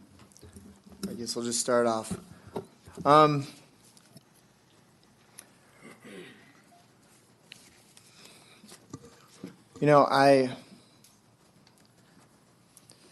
come from a family of business, and I budget in my household zero balance. And to me, I use the acronym before KISS, keep it simple, stupid. And whatever we do moving forward, it's not going to be easy, but it needs to be done. And so I support, I told Tracy last week when I saw on the agenda the layoff notice on the item. My number one concern as a supervisor is I don't want to ever go down that road if I haven't first done my due diligence and known all my options. And I think going this route is telling our county staff that we're not going to issue layoff notices unless we've done our homework, unless we've looked at restructuring this. And only then, like the gentleman said, what are we mandated to do? What are we constitutionally mandated to do? And I actually wouldn't even mind having a discussion about some of those mandates, but that's for another date. But it's important that we look at what we are mandated to do and what we're not. before we ever go down that road of ever laying anybody off. And I'm saying that because I've been in this position. I work for the state, and I work for corrections. I remember 5 years into my job, I got a layoff notice, and it was funny because I knew 100 different ways to make the state more efficient, but nobody ever asked. Fortunately, I didn't get laid off. They did go through some restructuring, but it's important to me that we restructure, we save where we can. To me, debts and liabilities is a big thing. Maybe my kids in 2044 will run for supervisor, and maybe they're still going to be dealing with this crap. So I like to clean up the future of our finances for our community. I think we owe it to ourselves. I think we owe it to this community, and we owe it to the staff to do our due diligence. And it's not going to be easy, but it needs to be done. Again, I just want to reiterate what Tracy had said. The PERS increase, $1.2 million. The additional, what it costs to pay our staff, additional $2.5 million right there. That's the $3.7 million, maybe more. So we got to be creative, and we got to come to solutions. And I completely support this. And looking back, I have a secret agent who does graphs for me. I get this information. I have him make graphs. And I'm looking at our revenue and expense growth in the general fund. And this is the first year since 2013-14 when we were really coming out of the recession. The worst was actually in 2012-13. And there's a huge increase where this year is going to kick us in the butt. We're not going to be able to keep up with it. So as a sitting supervisor, I don't want to sit in the seat for another 3 years when I see the way this chart's going. And so, I don't own the past bonds. I wasn't a part of that decision-making process, but I do own the future in the seat for 3.5 years. So we're going to have a discussion about what the Law and Justice Center is going to look like, because what I'm seeing here doesn't line up with some of the things that have been discussed moving forward. Like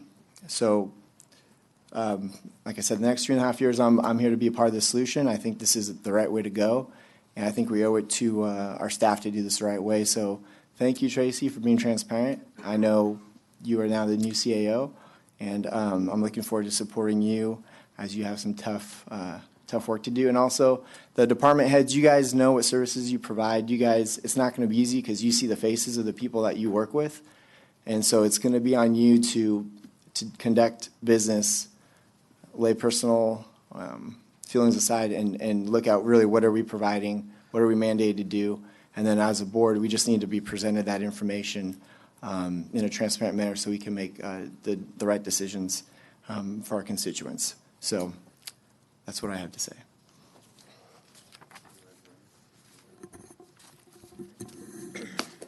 Yeah, I fully support this. I'm glad we're going to undertake. This is going to be a tremendous effort.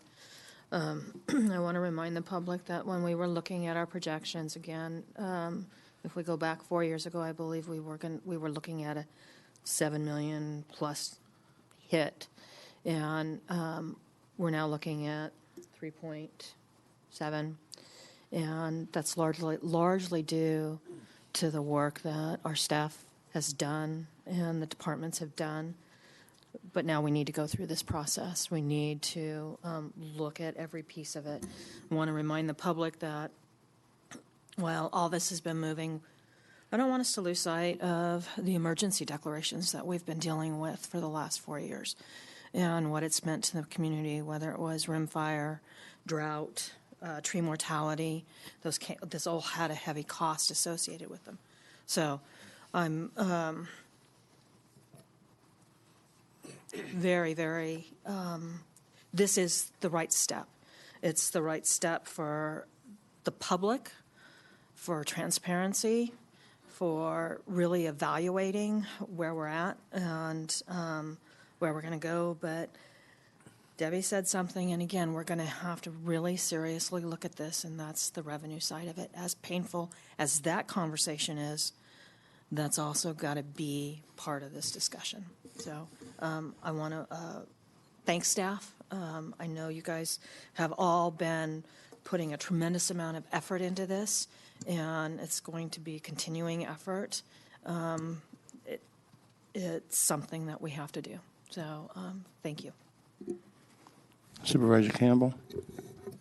Yeah, I'm one of the new people on the board, but I've been following county budget for as long as many of the people in this room, not Debbie, but, and you know, because she's really old.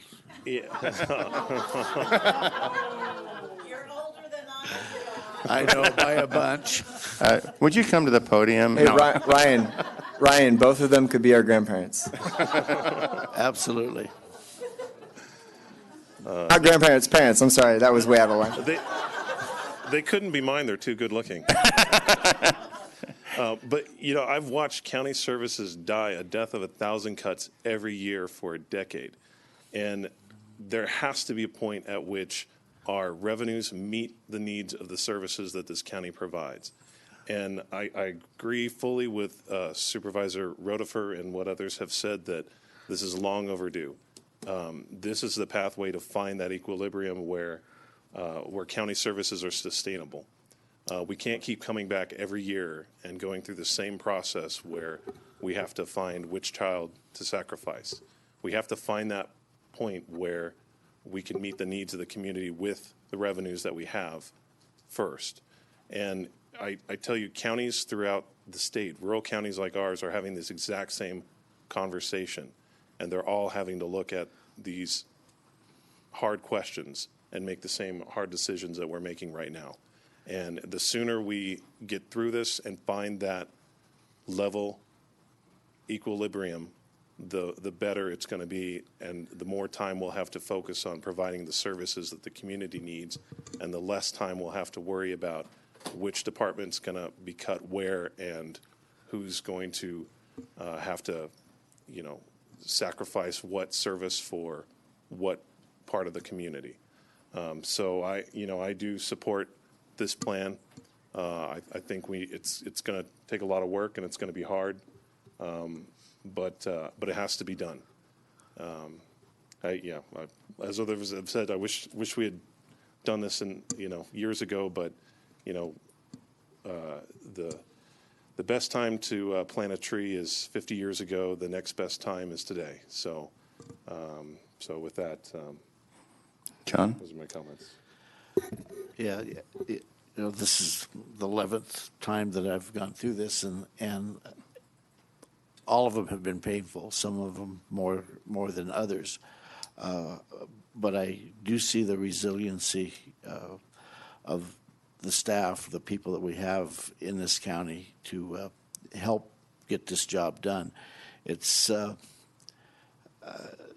Ryan mentioned sacrificing, people. When I read the agenda item, I did mention to Tracy about the comment on there of possible layoffs. Maybe Tracy, you could explain real quickly why that is put in there, even though we hadn't made any. Go ahead. So not only is the standard language when we may need to contemplate layoffs in order to balance a budget, but it's also required because of the timing we need to give our staff. So if I were to come in and say we need to balance it and we need to look at positions, we need to give them 10 days notice. And that is so they can prepare. But the reason that we put, and again, like I had said earlier, when we first approached this was we are going to balance it once again, which would have required a complete different mindset than what we're going to do now. And so after sitting down and us talking about this, and it wasn't just me, we have some great people that have come into the room and worked with us. It was, let's look at this a different way. But that was why we just didn't know in the beginning. We were going to balance this and come in on the 18th with a balanced budget. We will, but it will be in a different way than what we do going forward this time. Thank you. With that, I support the concept and think we need to move forward. Yeah, go ahead. And just one more thing, because on the back of this, we're talking about increasing revenue, having discussion about taxes. As a citizen, there's no way I'm going to ever vote for a tax unless I know that my government's done everything that they can. So if we go down this road and we've done our due diligence, and we've done our best, and there's still issues, then I think the public would be much more open to that discussion. So that's an important factor for me, and I just wanted to note that. Okay. Well, none of my colleagues have said anything I disagree with. I just want the public to know that in my personal experience, I dealt with 5 budgets at the federal level.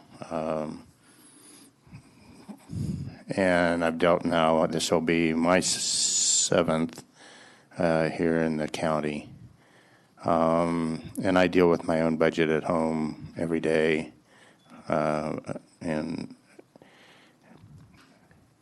most budget experiences are very, very similar, okay? You never have as much money as you'd like to have to do what you think you need to do, with the emphasis on think you need to do, okay? The only thing that's different than my house budget and the county budget is there's more zeros, okay? And the only difference between the county budget and the Air Force budget that I dealt with, my piece of it, is there were even more zeros there, okay? So I don't want the community to go away with the feeling that the county is somehow broken, okay? Because it's not. But we've been dealing with budgets piecemeal for the time that I've been here in the county. I wish we hadn't, but we did, and that's just the budgetary philosophy that we had.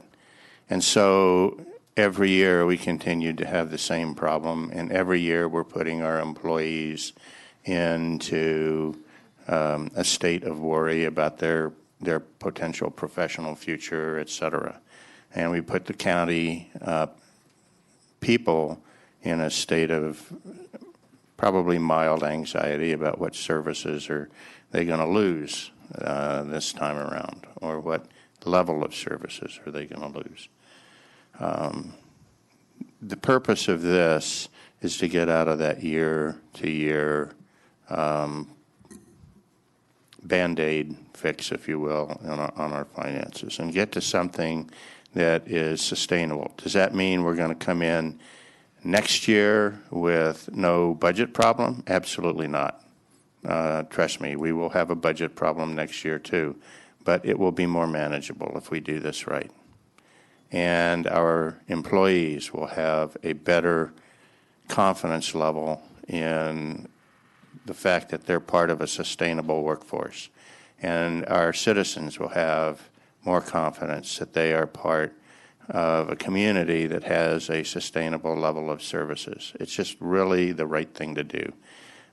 Tracy, I just got one question for you. Do you need any more guidance?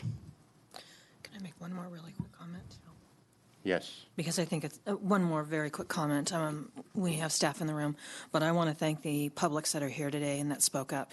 And I really hope as we go through this process, please come and be part of the process. It's very, very important that the public participate. Okay, I do want to make one comment to the staff. The success of this operation is only going to be the result of your efforts and your willingness to reinvent your particular work areas, okay? To do it right really means talking among yourselves and see if we've got replication someplace, we can find efficiencies someplace, we can do some reorganization. I mean, this is not just, okay, how do I take, $500,000 out of my budget? This is about how can I reduce my budget by $500,000 and still provide the level of services to the community that the community expects, or minimize the reductions in the level of effort. And that's going to take a team approach. Everybody's going to have to participate in this. So if you're a department head, that's my personal expectation of you. Okay, so be part of the solution, not part of the problem. And I saw you say, no, you don't need any further direction.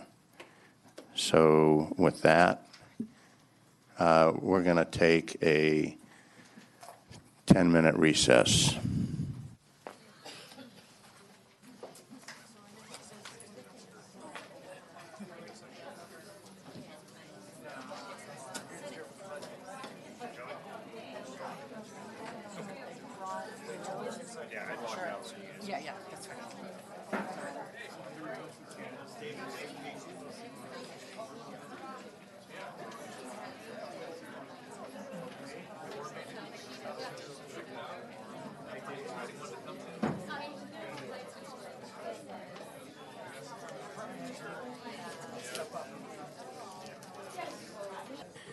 Okay, if we can get everybody take their places, we'll get going here.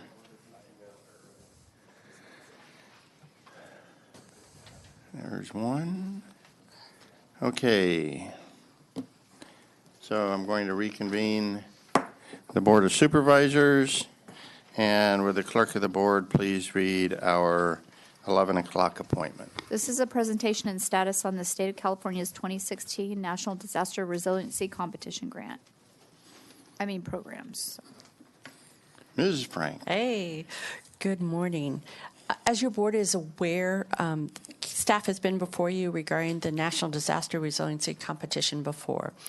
And to remind everyone, this was the state of California along with U.S. Forest Service and Tuolumne County, in which we collaborated together to submit the 2016 National Disaster Resiliency Competition Grant. We were awarded $70,340,770, and that went into various programs and tasks that we wanted to accomplish. And it basically went into three different pillars, and those pillars are the forest and watershed health, the biomass facility wood products campus, and the community resiliency center projects. At your board meeting on February 12th, the core team members came before you to give you an update of all of these activities. And at that meeting, HCD offered, instead of coming semi-annually before you to give presentations and updates, because some of the projects are moving a little bit faster now, we recommended coming before you on a quarterly basis. So it's about that time. We're here before you today, the NDRC core team members, to provide both the board and the community update on all three pillars. At this time, I'll turn it over to the core team and we'll present the presentation. Okay.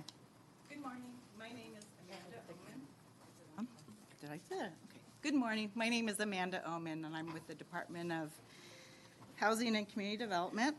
And I want to thank you for giving us this time to update you on the progress of this program. This grant was made possible by having partners, and the partners are California Department of Forestry and Fire Protection, Tuolumne County, California Environmental Protection Agency, Governor's Office of Planning and Research, Sierra Nevada Conservancy, and the U.S. Department of Agriculture Forest Service. Oh, sorry, you went ahead. And so the grant is giving us the ability to invest $70 million in disaster resilience in Tuolumne County. And they are being, it is being done through three different projects. The Forest and Watershed Health Project, which Maria will update you and give you a progress report. The Biomass Utilization Facility Project, which Elliot will give you an update and a report on. And Community Resilience Center Project, which will come from Maureen. She will update you and let you know what is going on with those projects. And then when they are done, we'll come back around to me, and I will share a little bit more about outcomes, completion, and success at the end of the project. So I will go ahead and turn it over to Maria. Good morning. I'm actually excited to be here today because I can tell you we've invested about $9 million in contracts in the last 3 months. So it's been a really good quarter, and it's nice to see us moving forward with the work out there. So primarily, I'll let you know what we've got under contract currently. We have just basically a fuel reduction contract, primarily piling, and it's looking at spending about almost $4 million just for piling of material out there. It's covering about 2,855 acres, so it's a very large contract. We got a couple contractors. They're already working. So if you drive down the Cherry Lake Road going out to Cherry Lake, you're going to see some really nice hand piling that's already been done. You're going to see some tractor piling or grapple piling, actually, and you're going to see a bunch of shredding that's occurred. So you can really go out there. You're going to see work happening in the field. So that's exciting. We were shut down for the last couple of weeks because, as you know, we kind of had winter again, and so we don't operate when the soils aren't in good condition. So we're waiting until the soils dry out, and we'll be back out there. But it's exciting to see work getting done. In addition to that, south of the river, north of 120, We have another $4.5 million contract that we've awarded for biomass removal, literally getting that biomass down the road into trucks, chipped and down to Ultrapower, as well as piling other materials. So that's happening. That has not started yet. It's going to start this month. So we're excited to get that started. In addition, we're currently, as we speak, out spraying. We're working on 1,251 acres of site prep spray. This is areas that are they're the same areas that we're piling. We're trying to get the spray out there at this time so that those areas will be sprayed, brush will be killed, we'll pile them, and then we'll be able to plant next spring. So these are the areas that we'll be planting in the spring of 2020. So those are our first planting areas.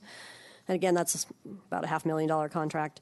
We did finish a noxious weed eradication contract. That was done in April. It was very good timing for us to hit that window when the weather was hot and warm. We had grasses coming out. This is all in the Jawbone Ridge area.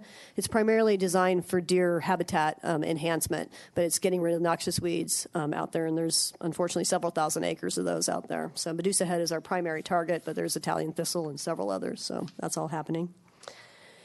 In addition, range infrastructure, we've got a contract awarded for that. That just happened in May, so we're excited to get that work started out there. It's about 4 miles of fence replacement and other work that goes along with that. And we're currently just about we are finalizing or have finalized. It's going through the agreements folks right now. An agreement with the CCC, who will also be doing work for us out there for some fence reconstruction. And so that's going to happen. It's on about 3 miles of fence and 4 sites in the south end of Groveland, or right smack in Groveland, around Highway 120. So that's all happening. Like I say, it's nice to come to the board and let you all know that we have gotten a lot of folks out working in the woods. We've accomplished a lot of work already this season, so it's a nice change from where we've been in the past. So it's a good quarter for us. I just wanted to add a few things before we move on the forest and watershed health. So one thing that we're also working on for the fuel break network that we're expanding, it's almost 2,000 acres of fuel breaks that we're throughout the county that we're working on. Housing and Community Development awarded a contract to Helix Environmental, I believe earlier this spring. They're out there right now doing surveys to prepare environmental documents. So they'll be wrapping that up in time for the Forest Service and folks to start contracting and implementing on the fuel breaks this time next year. So we're moving that along pretty quickly. I also wanted to mention Lindsay Raber, who just joined the Sierra Nevada Conservancy staff just last week. And she's hired to help with the NDRC project, keeping on top of everything that Maria and the Forest Service are doing and making sure everything moves smoothly so that I can focus a little bit more on the biomass utilization facility pillar, which I'll get to. I also wanted to speak briefly about the S&C board tour that we did in the Rimfire this Thursday last week. We had about 80 people that came along on that tour. Quite a few of them are in this room today, and so I just want to say thank you to those that came out to participate in that tour, especially our presenters. I just want to reiterate that Sierra Nevada Conservancy remains very committed to this project and playing a role as project coordinator in the Forest and Watershed Health Program. We believe that the common ground was reached years ago and continues to be reached through YSS and the Forest Service, and that's a model collaborative partnership. So we're very comfortable with and supportive of the projects that are happening, and we'll continue to do so. So I wanted to put that out there in case there are any questions about some of that tour or other comments or other questions from Maria and I on the Forest and Watershed Health Program. And I'll just add one more thing, too. For the agreement, we're working on the GNA agreement and Wyden agreement with CAL FIRE for that fuel break project that's coming up. So that's in the works. It's also in our GNA process. So that should be accomplished here in the next month or so. So that's good news, too. So we can basically work funds across, agencies and all that. So we're excited with that partnership that we're having with CAL FIRE.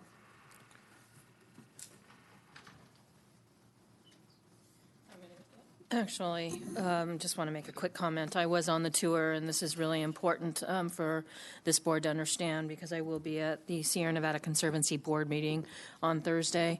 There has been a very healthy discussion, and it is what prompted the tour by two groups that did not participate in the collaborative process that have been looking to basically shut down the projects. I want to state to this board unequivocally that we really talked about what it means to collaborate. And I would say that we can look at collaboratives across this nation that have died, and it's because they were not successful in actually moving projects forward. I really want to thank everyone who participated, but this has been 5 years of collaboration with YSS that includes a very, very broad cross-section of individuals that came up with projects. And I believe that the position of this board is and has been that it's time to move these forward. And so I really appreciate SNC's effort. It was a tremendous tour, a lot of logistics, very complicated tour, probably the most complicated tour I think I've attended. And so thank you for those efforts, but I think that this board is in consensus, and we have said that out loud, and I will say it out loud on Thursday. It's time to move these projects forward. Our collaborative YSS must have a success. And so with that, I just wanted to be very transparent. So you, if you hear pieces of this after Thursday, you'll understand the context of the conversation. Just a short comment.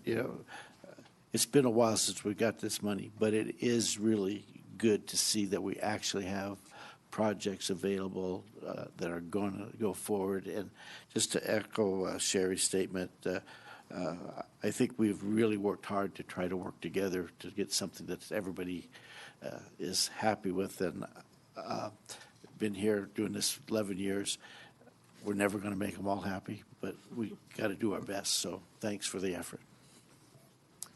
And I'll just add one thing to that. Our processes are all public processes, and people have been participating in our public process for the environmental impact statement since 2013. So it has been an inclusive process with our collaboratives, but we had the RIM technical team, which was another larger collaborative that we convened for the project too. So these are processes that have included all of our interested projects since 2013. So just to make sure everybody understands that. Yeah, and I'd just like to thank, Supervisor Brennan and YSS for the work that they've done to get us to this point. A lot of work has gone into getting to this stage now to where you actually are. You have boots on the ground, you're spending the money, you're getting these projects done, improving forest health. And I've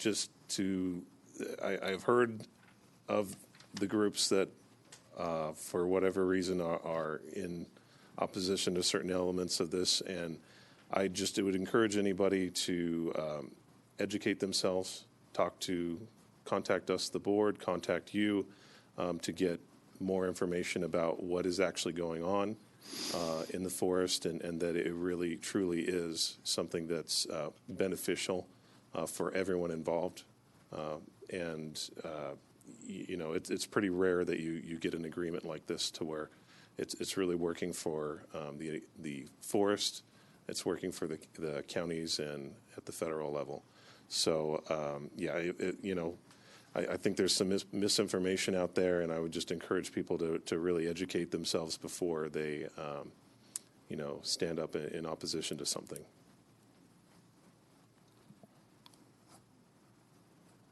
I would say that, talking in and of itself doesn't get anything done other than get you to maybe a solution that can be done. And certainly arguing and stonewalling and those things will ensure that nothing ever gets done. Collaboration isn't making everybody happy. Collaboration is finding common ground, and I think we've done that. I want to thank everybody that's participated in that process here in our area.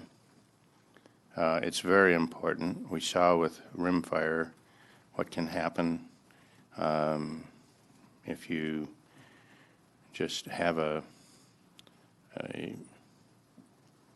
environment where you can't get anything done on the ground. So this is awesome.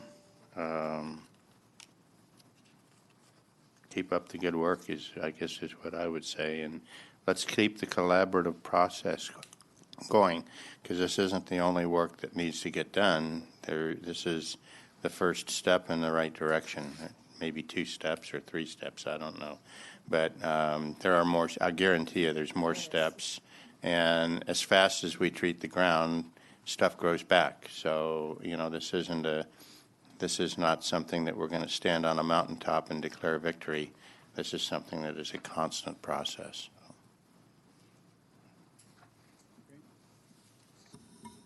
All right, so we'll move on to a little status update on the biomass utilization facility. I was before this board in February giving an update on our phase one results. All those are the feedstock supply study and the feasibility study are on the SNC website as well as the county's website if anyone wants to look at those. We're really moving pretty hard into phase two, so we're continuing to work with the Rural Community Assistance Corporation, so they will be implementing the financial assistance program to provide financial assistance to eligible businesses to develop or expand facilities within Tuolumne County. We have had a slight delay, and we'll get to that in a minute, but we're expecting to have them under contract within the month or early July. So they've been great to work with. They've been working on developing the financial assistance guidelines before we have an agreement with them, so they're doing that work pro bono, which I really appreciate. So one other sort of silver lining or a slight change in direction from what I presented on in February is we had been planning to do a pre-development grant program, knowing that it's very challenging for new enterprises that we're talking about funding, so either small-scale bioenergy or other utilization projects to get some of that funding to do some of the preliminary site analysis, et cetera. That's a very challenging thing to fund, and we were hoping to be able to do a small grant program to fund that. We received some different words from HUD on eligibility of that, so we've changed direction slightly, but the silver lining is that we're going to be moving to soliciting and screening projects this summer. So they're going to finalize their assistance guidelines this summer, and we're going to be accepting applications for funding for that. Originally, we had planned to start soliciting applications probably by the end of this year or early next year. So we're fast-tracking getting to real projects on the ground more quickly, which is, I think, is a good thing at the end of the day. And we'll be looking, HCD and I will be looking through their draft guidelines in a couple weeks. So we have a meeting scheduled with them to review those draft ones so we can get them out. I'm planning to schedule either at a board meeting here or a similar venue when they have those guidelines to bring them here to explain what they're working on to this board and to the community here. So they'll be coming soon. I think we're probably shooting for August for that. I'm not sure exactly the timeline, but at the very least by our next quarterly update, we look to include them. So it's not just me up here. I think that's mostly it. I'm happy to answer any questions on the biomass utilization facility, or if Amanda, you wanted to add anything.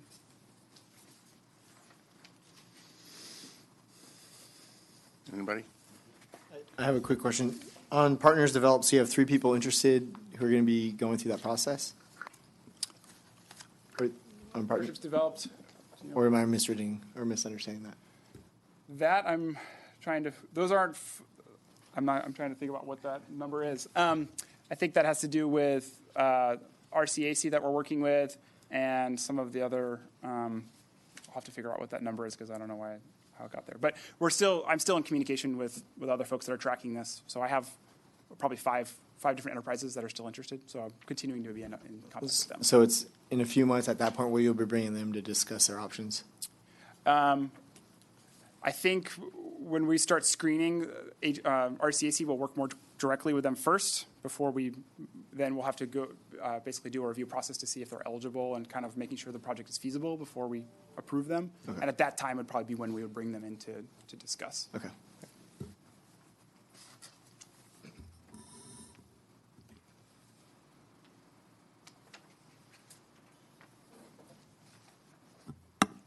Okay, so the third pillar is the community resiliency pillar, and I was before your board on May 6th and gave a detailed report in regards to phase 1 activities. And at that point in time, I went through all of the activities that were required for that and gave a recommendation going forward. With that, everything was submitted to the state, and HD expects to be able to give us a final decision in regards to their decision is either no CRC facilities, one CRC facility, or 2 CRC facilities. So everything has been turned into them, and we're just waiting for a decision. To date, we have expended $459,607. Basically, we've had 3 contracts in regards to this pillar, or actually, we're about to have a 4th. But the first one is, of course, Lionakis Architects, Cox Consulting, Ascent Environmental, and then the 4th one will be doing the geotech work needed for the architectural documents the plans, and that will be Wallace and Cole will be coming in and doing that. As you note here, as detailed in the report that I gave you earlier this previous month, is we've done the programming document, we did the schematic design, the environmental studies have been done and completed. The Phase 1 summary report was sent out to both the community and your board, and you approved it. And as I said, the geotech services is just got awarded, and the work will commence later this June. Before you, what I handed out, because I gave a detailed report, my report to you today is mostly looking forward and where are we going? And those are the questions that I get from the citizens in this community, especially in light of PG&E and their proposed blackouts or turning off the power. I'm getting hit from people in the community saying, why can't we have the community resiliencies now? When are you going to build them?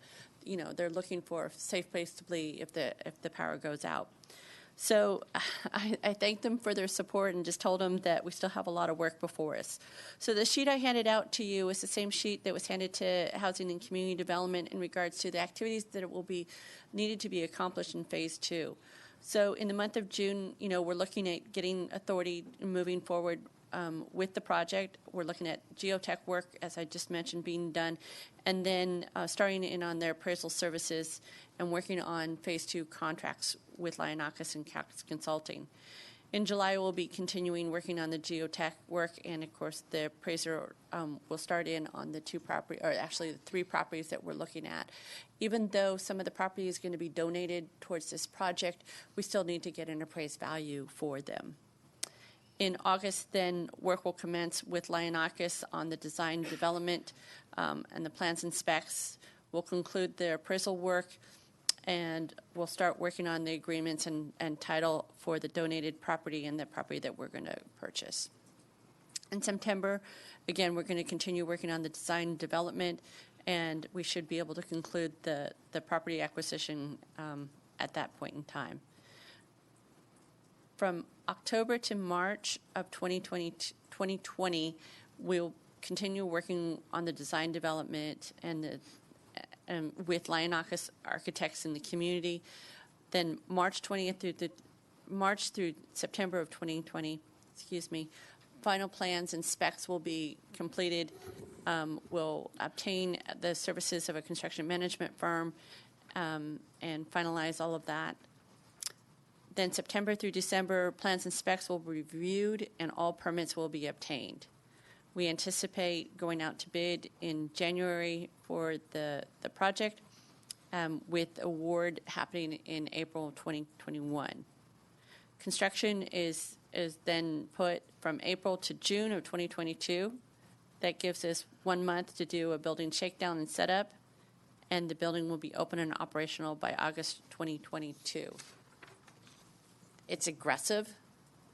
It's going to be tough. I'm not going to lie to you. It's going to be hard. We will make it. It is really going to be a stretch. How much slop is there after? None. None.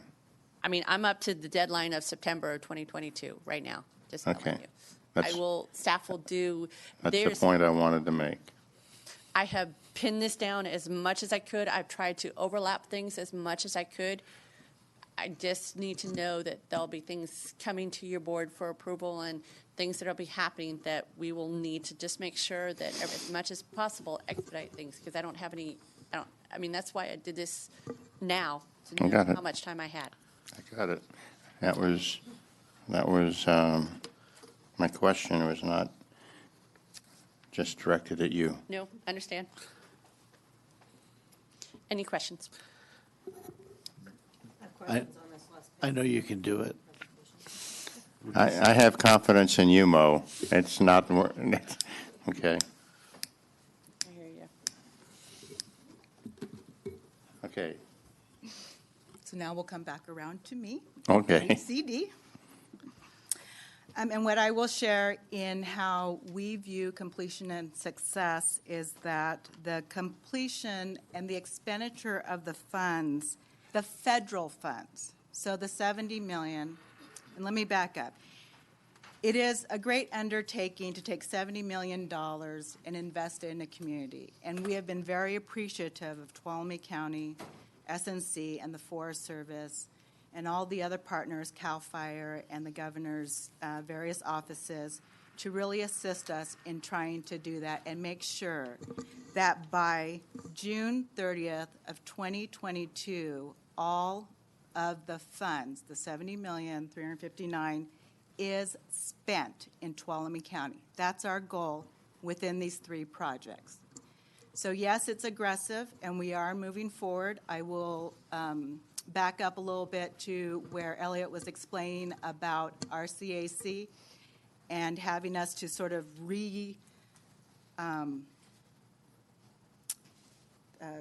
re-strategize from the plan to do pre-development projects to now we're moving into where they're going to be a little bit more aggressive and change some of that because we had received some feedback and some of the feedback from HUD.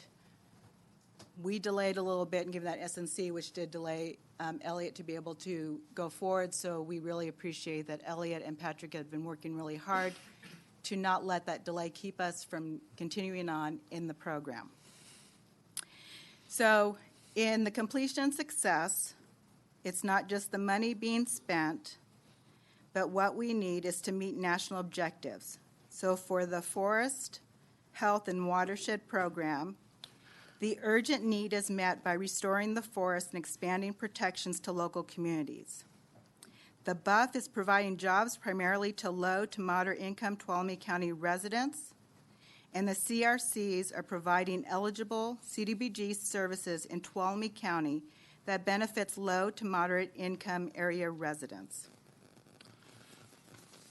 And so we do, and then the other thing that I will share is that the CRC proposals in the agreement with Tuolumne County, we do have an item in there where the proposals are reviewed by core team members who give feedback, and then once they give us the feedback, HCD can make the final decision. We are meeting with those team members.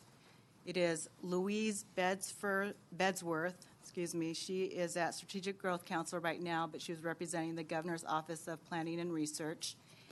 And Ashley Conrad Seda, thank you, with California EPA, and Sue Naramore, who is the specialist at HCD in disaster recovery. All 3 of them have been with the project from the beginning. Patrick and I are preparing a report for them based on the information received by Tuolumne County. They'll go through it. They will provide feedback. We are going through it on June 6th with them. Once they receive the feedback, we can let the Director Ben Metcalf know of what the decision is, get the final sign-off, and then give that information, that decision, back to Maureen. And then we can hopefully move. Then we're going to move forward on projects and get the money invested in Tuolumne County. Thank you. Thank you. I've got an eager waiter for public comment, so I'm going to go ahead and open it up to public comment. This will be real short.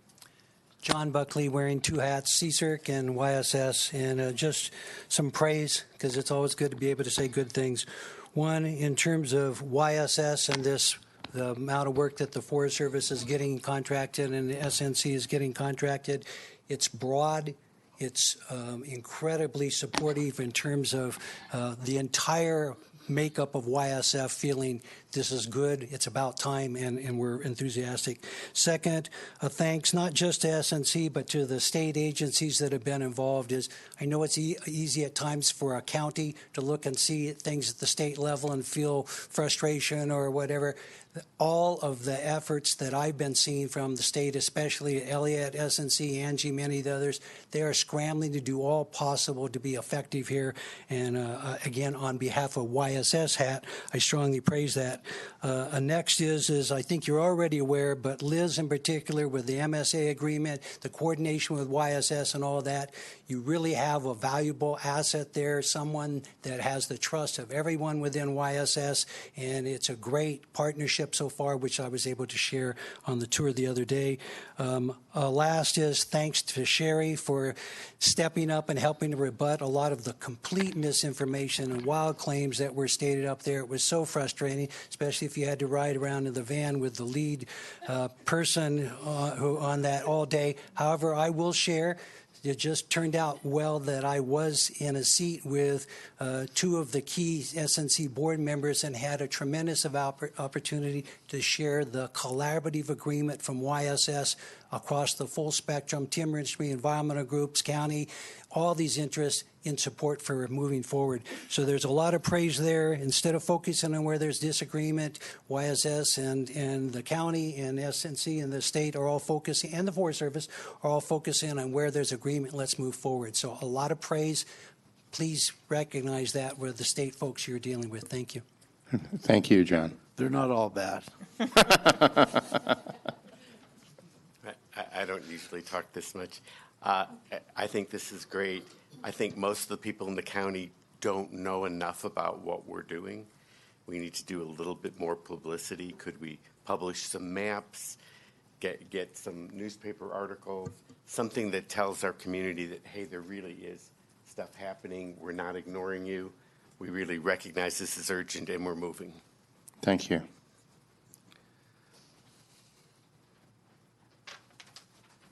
My name's Andrew Clemo. I'm representing myself. I'm a member of the People's Environmental Network. And actually, this is really random. I wasn't planning to come speak or anything, but I think it's good that we're taking care of our forests, and we need to have a healthy environment and prevent rimfire, like events like the rimfire from happening. My concern is that with the herbicide projects, you know, the active ingredient in Roundup, glyphosate, was recognized as a cancer-causing agent in 2015. And with, you're talking about 2.6 thousand acres of noxious weeds treated. I don't know how many pounds of herbicide that is, but as an environmentalist, this is an issue that I'm concerned about, and I just wanted to raise that in this meeting. Okay. So, thank you. Thank you for comment. Thank you. Okay, so I believe this is informational only, so this time I'm going to start on my left and see if the board has any comments put in. Supervisor Campbell? Nothing. Supervisor Gray? Is that enough? Supervisor Brennan? I really want to thank the state for the last presentation.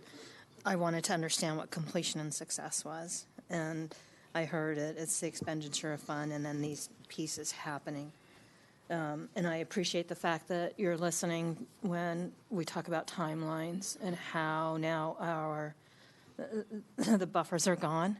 And so I want to thank you for, like I said, first of all, defining that, because there was a little bit of confusion in some of the circles where we were talking about this. And then also thank you for what I am going to anticipate is your participation in making sure that we hit these timelines.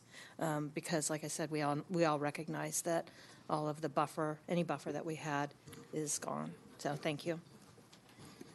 Supervisor Kirk?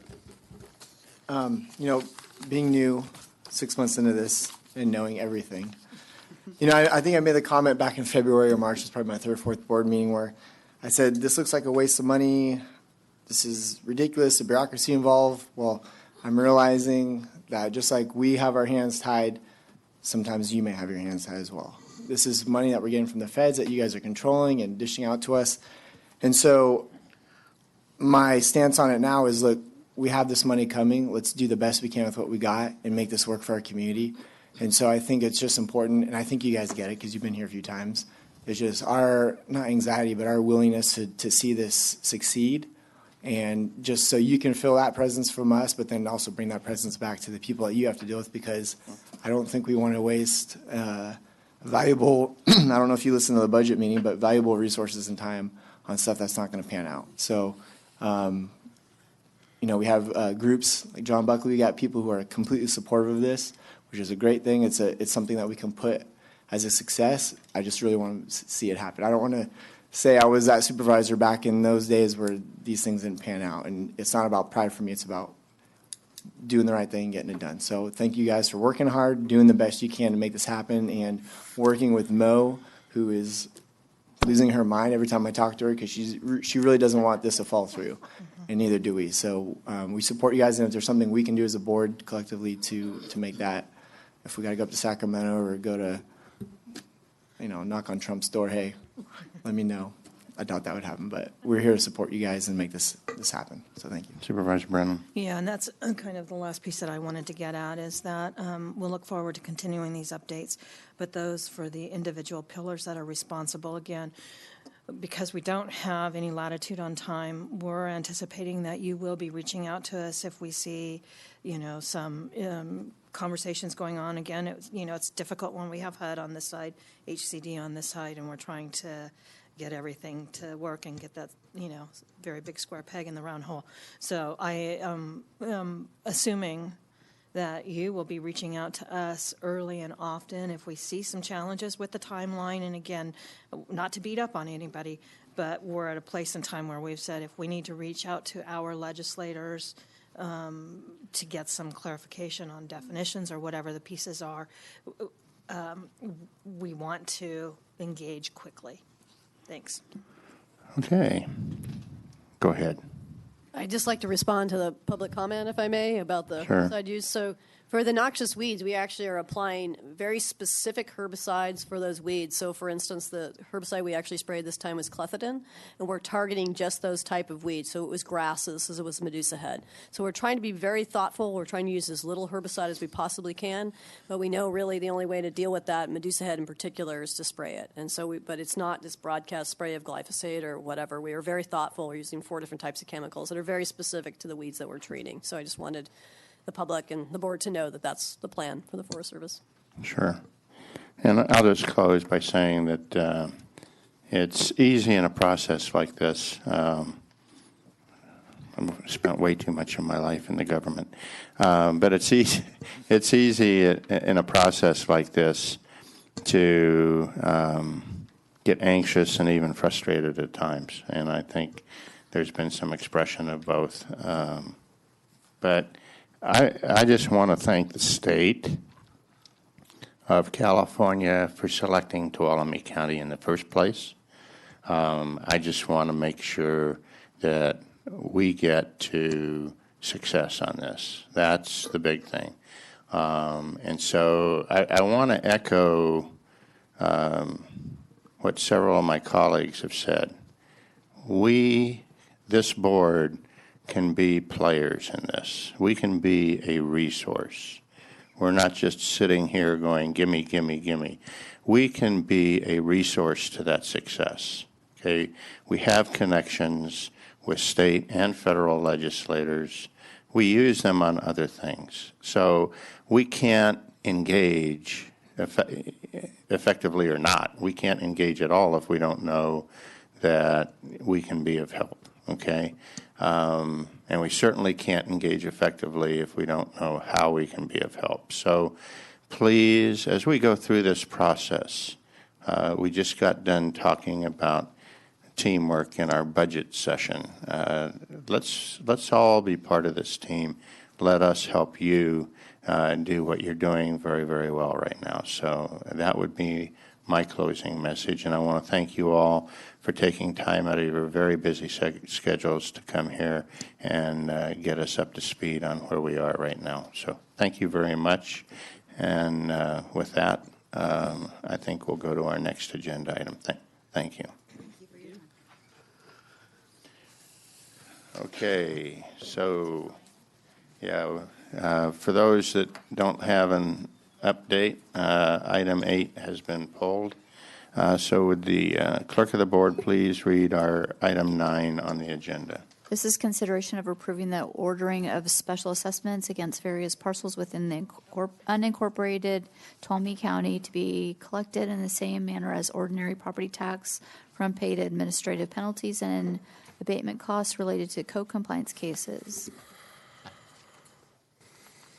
Good morning, Chair, members of the board. Doug Oliver, Chief Building Official. What I have before your board today is a new code compliance process and possibly a little bit of comic relief. You've had a pretty big morning, so we're going to keep it light and then hopefully fast. I'm being pressured to rush through this. So I understand we may be looking for ways to recover costs in the near future here, so I may have a deal for you. This process actually wasn't entirely, well, it wasn't my idea. To give you a little bit of background, our code compliance process has a series of notifications to try and encourage compliance. And when certain notifications aren't responded to, penalties and abatement costs are incurred. Those abatement costs are essentially the cost of county staff to provide the service of investigation and managing the case, and in some cases, abating nuisances. At the end of any one of these cases, often there are unrecovered penalties and abatement costs, and the ordinance code has a couple of different measures to attempt to recover that cost. One of them being the lien process, where we'll place the lien on the title once the final abatement order is recorded, but in this case, we have special assessments that can be requested of your board from the code compliance officer. And in the past, they've been individual, as case by case, as a case hit fruition. You have that unrecovered amount, and I would draft a memo, go to the consent calendar, and sometimes it would be 3, 4, 5 separate board memos on consent, which was a tremendous time sink for staff. So I reached out to a few people and said, hey, what can we do to try and streamline this? And actually Debbie Bautista just said, why don't you put them all on one list? And I said, yeah, why not? We're going to save a bunch of time here. And ultimately, the reason why we haven't done it sooner, because you'll notice some of these dates go back to, well, let me get out my tiny glasses again. Some of them go all the way back to 2005. And if you'll notice, for some of you who have seen these, my head isn't getting larger, my glasses are getting smaller. Going back to 2005, some of these have been sitting at the point of needing an abatement, or needing a assessment. The ordinance says we may request, and that never sat with me well because it's a may instead of a shall, and we should be recovering these fees, but unfortunately, for a long time, it was a one-man show. Prioritizing what we shall do versus what we may do meant that we may have completed these cases, but we haven't recovered the amounts yet. But we didn't forget. We kept them there. Once your board moved forward with allowing us to hire code compliance staff, the first thing we wanted to look at was how do we get all this back. So between me and staff, we went back through every one of our cases that had an unpaid amount and went forward with this one-shot assessment for everything that we have here, going back to the 2005 case. What we've provided for you here is a summary spreadsheet demonstrating to your board that every phase of the process was followed in accordance with Chapter 1.10 of our ordinance code. Starting with the opportunity to correct, you'll notice in some cases they have a not applicable, and that's because these were substandard housing cases that were egregious enough that we went directly to a notice and order because of the health and safety violations.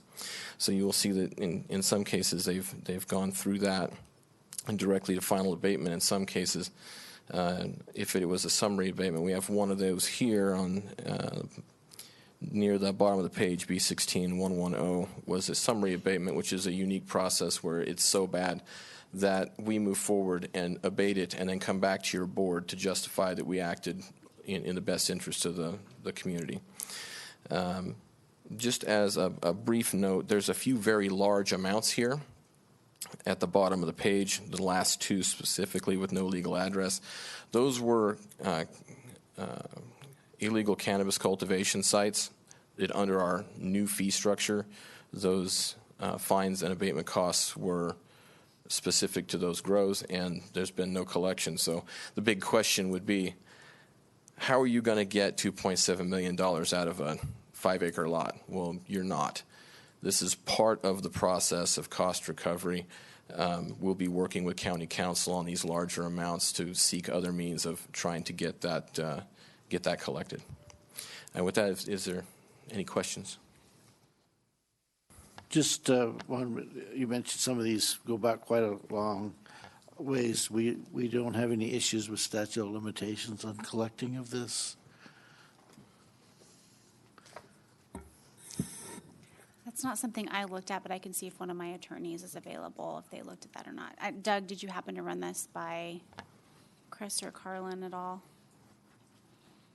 You know, honestly, I don't recall in the recent. I know we've been through this process months ago, but as of right now, I don't know if we've been through this one. Be something. We'll look into it. Typically, they just accrue. I don't think they go away.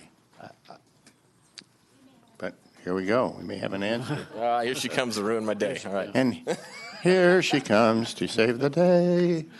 Deputy County Counsel Carlin Drifdahl. I was just in the neighborhood. Wanted to see what y'all are up to. So all of these have recorded liens on them. So that is what put the county's interest in place at that time. Thank you. So the answer is no, there's not a statute of limitations. Not for these, no. Okay, thank you. Okay. So are you At complete? this time, Okay. we would like to request the ordering of these special assessments for the board chair's signature. Can I, are there any more board questions? Public comment? Seeing none. Looking for a motion? Someone? Wake up. Mr. Chair, I move.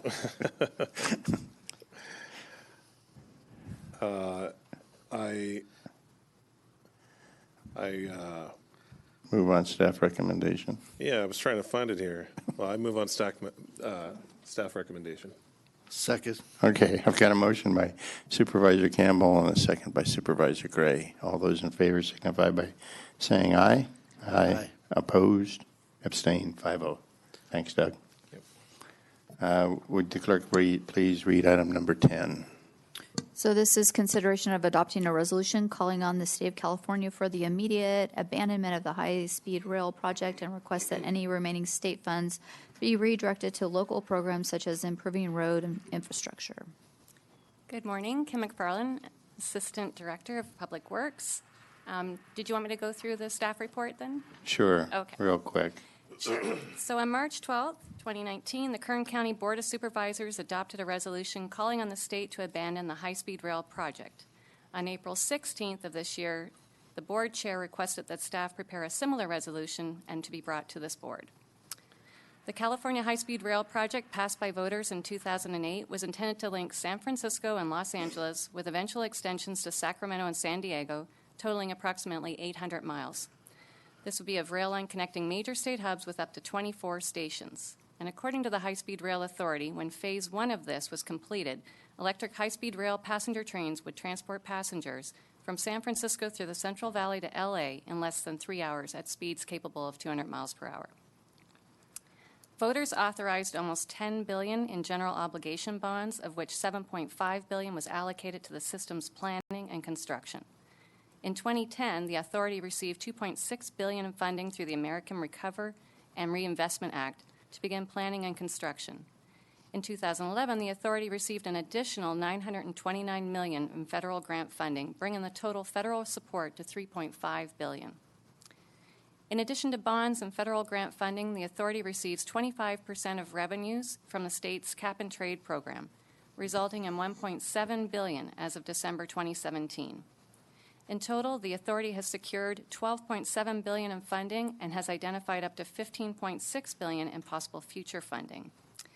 The overall estimates for a modified Phase 1 have increased, now estimated at $77.3 billion. The state auditor concluded that the authority's flawed decision-making regarding the start of the high-speed rail system construction in the Central Valley and its ongoing poor contract management for a wide range of high-value contracts has contributed to billions of dollars in cost overruns for completing the system. The authority forecasts that finishing construction that is currently underway in the Central Valley will require still another $1.6 billion in contract changes, and estimates that it will need to push completion dates back as far as March 2022, close to the federal government's December 2022 grant deadline. If the work is not completed by this deadline, the authority may need to repay $3.5 billion in federal funding. In his State of the State address, Governor Newsom presented a new proposal that represents a significant retreat from the state's initial vision and commitment. Governor Newsom wants to focus on building a partial system that will only extend Merced to Bakersfield at a cost of $20.4 billion by 2027. Given the governor's deviation of the original intent of the high-speed rail project, the Federal Railroad Administration, which is a division of the DOT, determined that the authority has materially failed to comply with the terms of the 2011 federal grant funding agreement and has failed to make reasonable progress on the high-speed rail project. As such, the Federal Railroad Administration has terminated the federal grant agreement effective March 5th, 2019, and promptly deobligated the full $929 million awarded in 2011. Okay. Before I open up the public comment, since I was the requester of this, I'll explain why. This was a ambitious program and one that arguably could have improved transportation in the state of California measurably. It was expensive to start with. It's gotten out of control. And it's not in, well, if I was the age of the youngest person in this room, it would not be completed in my lifetime the way it was originally conceived. We have a serious crumbling infrastructure in this county alone. The additional funds that we're going to get out of the gas tax increase and other related legislative actions are going to allow us to basically keep our head above water, but not materially improve our road infrastructure. It'll keep us from sliding deeper into the hole. Maybe a little bit of improvement. I don't want to overstate it. So I'll give it a possibility that we might be able to make a slight improvement with that money. This is a lot of money, folks, that could be spread across this state to make some significant improvements in our current transportation infrastructure. Add on top of that the fact that, Bart, when I was running for office the first time, and that's years ago, and it's probably worse now because that's the way government funding tends to go.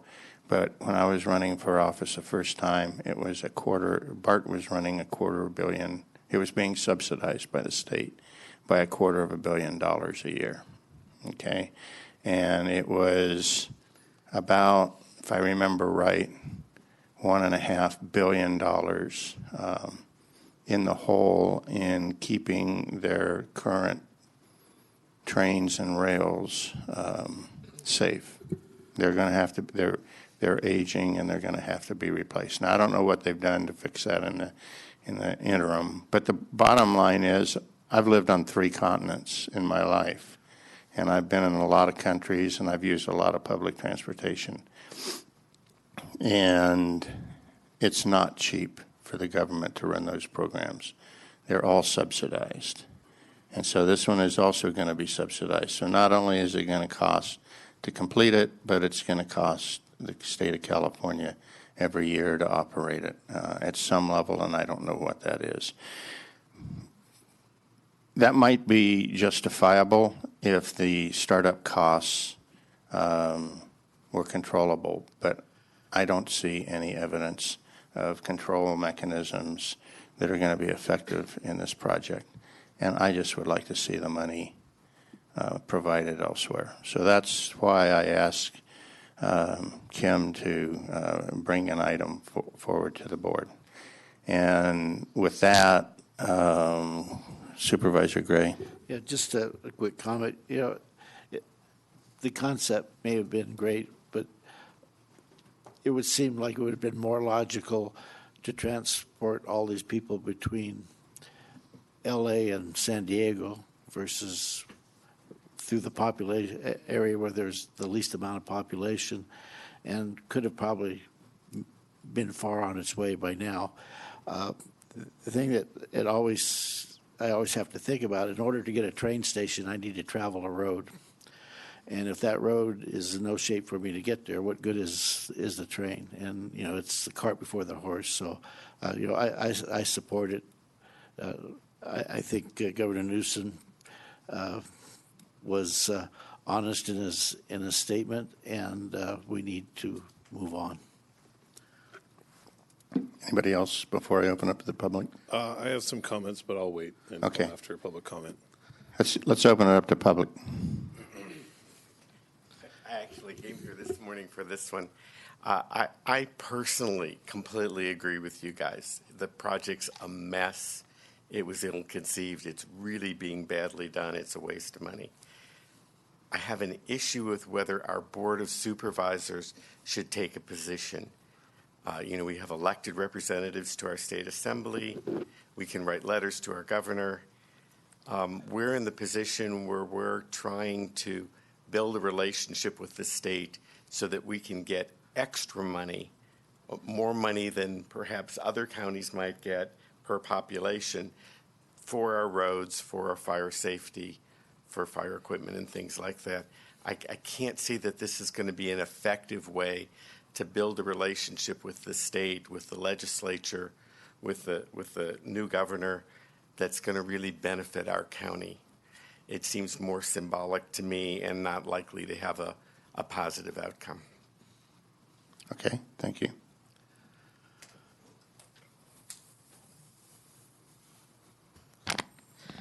I concur with Mr. Keschner's statement, and I'd also like to add that while a great deal has been made of the fact that Governor Newsom reevaluated the project and felt that its original scope was unattainable, and that is the reason that the administration chose to terminate those funds, I also feel that it's not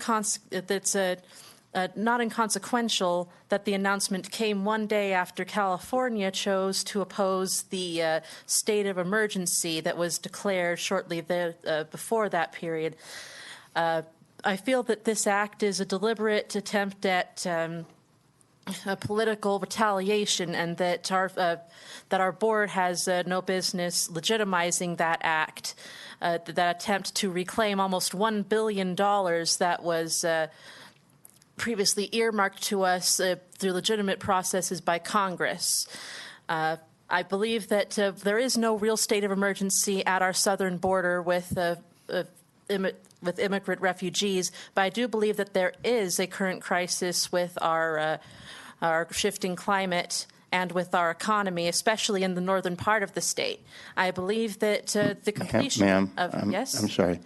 The point at hand is the resolution. Yes. What happens at the southern border, what happens with the climate in the north is not on point to the issue. So, Well, I'm bringing it back to that, sir. I believe that the crises that are currently present in our state and in this region can be abated by the completion of high-speed rail, and that while at this time it is projected for the Central Valley and the south part of the state, that it can eventually expand to be beneficial to the people of the mother lode. There was a period in which, in our history, that the rails did make stops here, that hundreds of people came and went here on a daily basis, making commuting easier, faster, and more ecologically responsible can only be a good thing for Tuolumne County. Thank you. okay, thank you.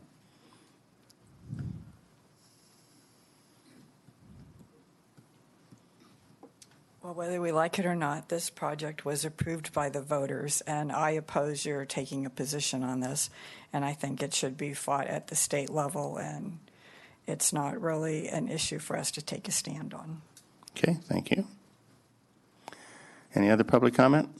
Bring it back to the board. Ryan, go ahead. A couple of questions for staff first, if that's all right. Has this requested action been vetted in any way through county council? I believe that we did have county council review the memo. I believe So somebody in my office may have reviewed it, but I know I did not personally review it. I certainly looked at it Sunday, but in terms of the legal issues that you may be getting to, I personally did not review it. Okay. Yeah. I guess what I'm getting is there any assessment of any kind of liabilities or unforeseen consequences from a legal perspective if we take this action? That I can't answer, but I did have someone review it, probably for other content. Yeah. And I just got an email from Carlin because she's just in the neighborhood again. She did not review it for that purpose. So. Okay. So essentially it hasn't been reviewed by... I guess not. Okay. Has it been reviewed by the CAO's office or any administrative analyst for... So for specifically, what are you looking for? For any kind of issues related to liabilities, if the county could be liable to a lawsuit, if we might be involved in something that we might not expect by taking this action. So I have read her letter, and I didn't have any issues or concerns with the letter as she's written it. Okay. Have we consulted any of our partners at CSAC or RCRC about potential impacts it might have in our ability to do business with some of our representatives at the state level? This actually came from a request by the county that originally did this, Kern County, for support. So, but we haven't consulted RCRC or CSAC, some of these organizations that are, their job is to be able to be a go-between in some ways between counties and our state representatives for potential impacts with those relationships. I have not personally. Okay. I agree with the sentiment. And believe me, if I could take $7.5 billion from the state and put it into counties, I would do it in a minute. But as somebody mentioned earlier, this was voted on. It was approved by the voters, and I don't feel comfortable speaking on the merits of high-speed rail in this position because it's not nobody ever asked the Tuolumne County Board of Supervisors whether this should be approved or not. And what I'm concerned about is that it's not in the purview of the Board of Supervisors to take a stand on an issue like this one way or the other. The other issue that I have is that, we have priorities that we agreed on in the early part of this year, and this, I think, falls well outside of those priorities. And so dedicating, the time that we have to this, I think, could be taken away from other issues that we could be talking about. The final thing I'll mention is that, we work, many people in this room, county staff, Board of Supervisors, we work with our partners at the state level, on a day-to-day basis. And I just think there's a concern there that even though this board is coming from a place where we're concerned about our roads, we're trying to get that funding allocated to counties where we need it the most. My concern is that it's going to be viewed as more of a political statement. Even though that may not be the case, there's the potential for that. And if that's the case, it could harm our relationships that we have at the state level. So those are my concerns with this, but I'm certainly open to hearing other perspectives on it. Supervisor Gray. What the voters approved is not what the voters are getting, is what it boils down to. They approved a project, was it 10, something like 10 billion, and we're looking at 70 to 100 billion before we even get there. I don't think there's anything wrong with telling the state what our feelings are, as long as we do it in a amenable way that, we're not trying to beat anybody up here. We're actually taking the position of the governor in a lot of respects. There is, if you've traveled in Europe and you get on some of the trains and stuff, and You know, it's kind of be nice. It's kind of nice, pretty expensive, but they do it in a whole bunch of different ways. We don't have a bunch of exchanges and trains going all different directions.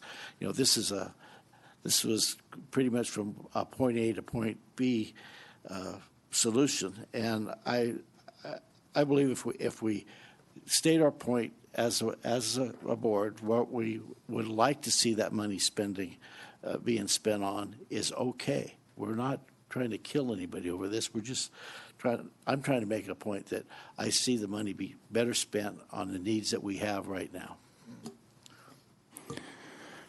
Supervisor Kirk. So when I initially read it, that was my take. To me, like Supervisor Carl had mentioned, we're kind of taking, or John Gray, we're kind of taking the side of Newsom. You know, I remember this going through the voting on it, and even though I voted no against it, I thought the idea of a railroad would be kind of cool. I'd traveled in Europe before, and if we could do it for what it was pitched at, then I'm all for it. I'm all, for being thinking in the future. But this has come to a ridiculous point, and I'm not afraid of offending anybody at the state level. I think it's important that as local, we go and we door knock and we campaign, we meet constituents who just want their stinking roads fixed. And we can't because we're doing insane things like building $100 billion trains. If the $12 billion that we spent was divvied up between the 58 counties, each county would get $206 million. If Tuolumne County got $206 million, we could fix all the roads now, set up a revolving loan fund, and be solvent forever with our roads. That's just one county.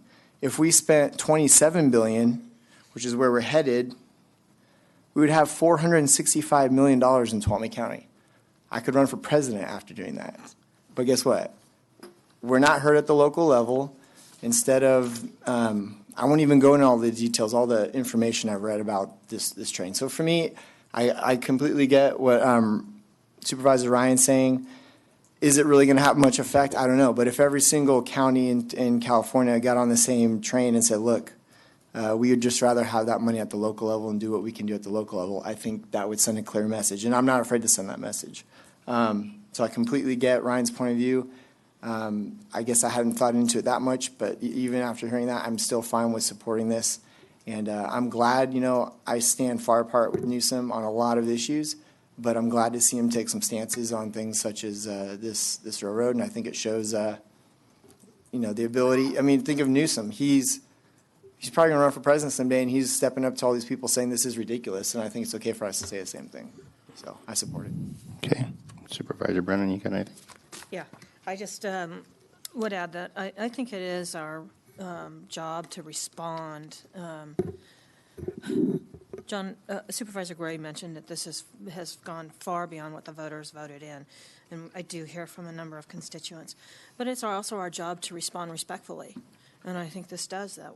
We have a responsibility to carry the message from the county and do it in a respectful manner. We can agree to disagree with what is happening, and I also agree that I think a number of counties are contemplating this because it has been discussed, while not officially agendized at some of the state meetings. It has been a conversation amongst counties. So I think this is an opportunity to speak into it, to point out. I applaud Governor Newsom for stepping back on this. I just wish he had looked at corridors where this really would have made sense, and then I think that it would have been a different conversation. Sacramento to the Bay Area, John mentioned LA to San Diego. There are places where this would have had a higher degree of potential for success. So I am in favor of doing this. Okay. Well, I just had a couple more Go ahead. comments, if that's okay.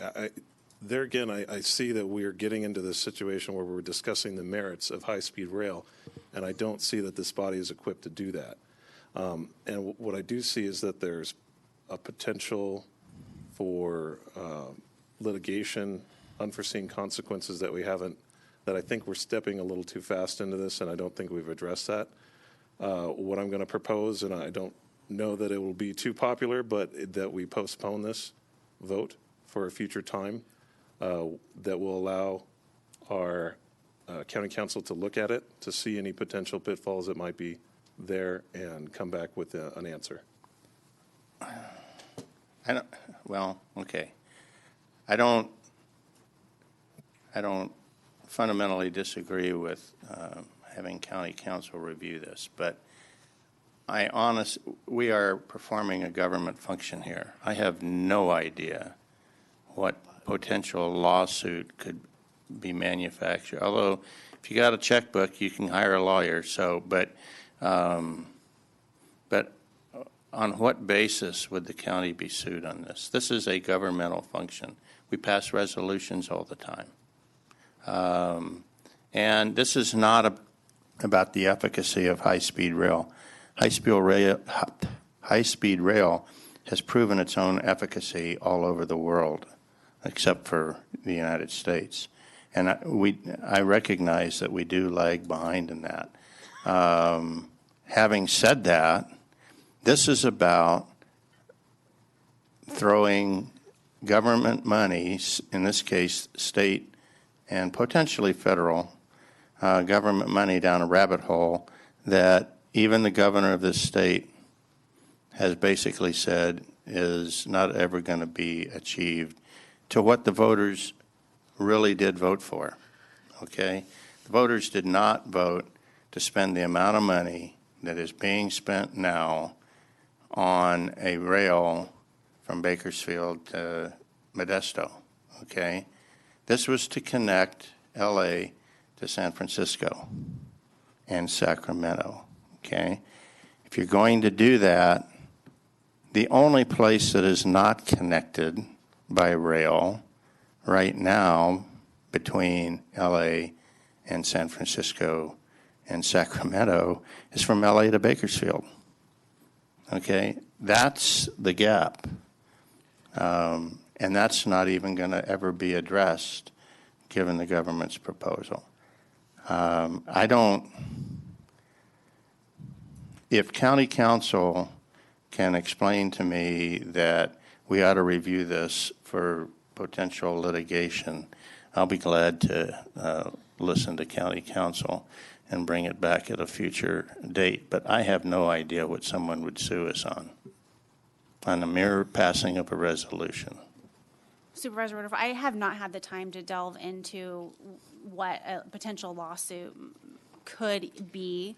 I agree with your statement. If you have a pocketbook, you can hire a lawyer. I think some of the concerns I heard from Supervisor Campbell were more related to maybe potential unintended consequences at the legislature level, which is, checking in with RCRC and CSAC and staff. I know I haven't had the opportunity to do that. And on some of these types of items, sometimes staff has opportunity to do that. So Okay. it's really up to your board. I have not personally engaged in a agendized conversation at CSAC.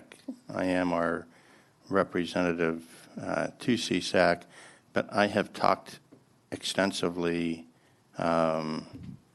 to, I have no idea how many county representatives, but it's double digits on, not specifically to passing a resolution, but specifically on where the money would be better spent. And I'm confident that, and I've talked to our legislators, so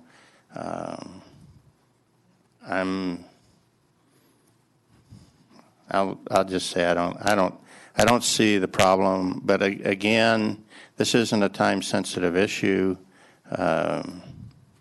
If we want to do a little bit more homework, I'm fine with that. But I don't think it's necessary.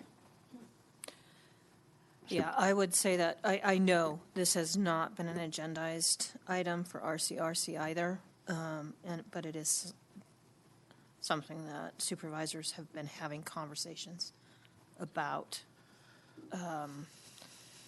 I would be fine if it would help Supervisor Campbell to give staff 2 weeks to look at it.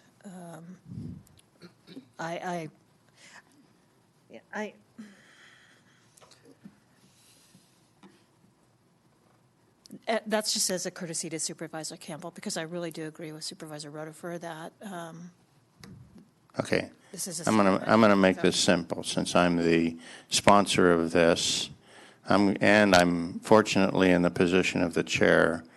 I'm going to table this until the next board meeting with specific, if this is agreeable to my colleagues, specific direction to county council to resolve the legal risks associated with this. I don't believe that, well, I don't believe that there's any value in trying to get this on a CSAC or an RCRC agenda. I don't, plus we are an independent government agency, and we have the authority to make our feelings known. So I don't see the value in that. But certainly if in the intervening 2 weeks, Supervisor Campbell or any other board member wants to go out and poll other CSAC or RCRC members or staff, I'd encourage them to do that so that we can make a better informed decision. So can I get board consensus on that approach? Okay. Done. Thank you very much. Okay, go ahead and read one more. They've been waiting all morning. This is number 11. It's consideration of waiving the first reading of an ordinance correcting a clerical error in Exhibit A of Ordinance Number 3361. Okay, good afternoon. Quincy Yaley, Assistant Director at the Community Resources Agency of Development. On May 21st, 2019, your board adopted Ordinance 3361 to rezone a 9.95 acre site from C1 to BP, which at this time of day means big pizza, but other times means business park. The subject property is located at 17425 Overland Trail and 21202 Westling Lane. Through a clerical error, Exhibit A, which is attached to your board packet, incorrectly contained a map that identified a project that was not a part of this project. The zone change that they were requesting includes the entirety of APNs 4858025 and 4858026, which did not require an exhibit map. The enclosed ordinance has been drafted to correct this clerical error, and I'm happy to answer any questions you may have. Any board questions? Any public comment? Seeing none, looking for a motion. I move staff recommendations. Second. Okay, motion by Supervisor Gray, second by Supervisor Campbell. All those in favor signify by saying aye. Aye. Opposed, abstain, unanimous. We are in recess for lunch. Thank you. We will be back for our 1:30.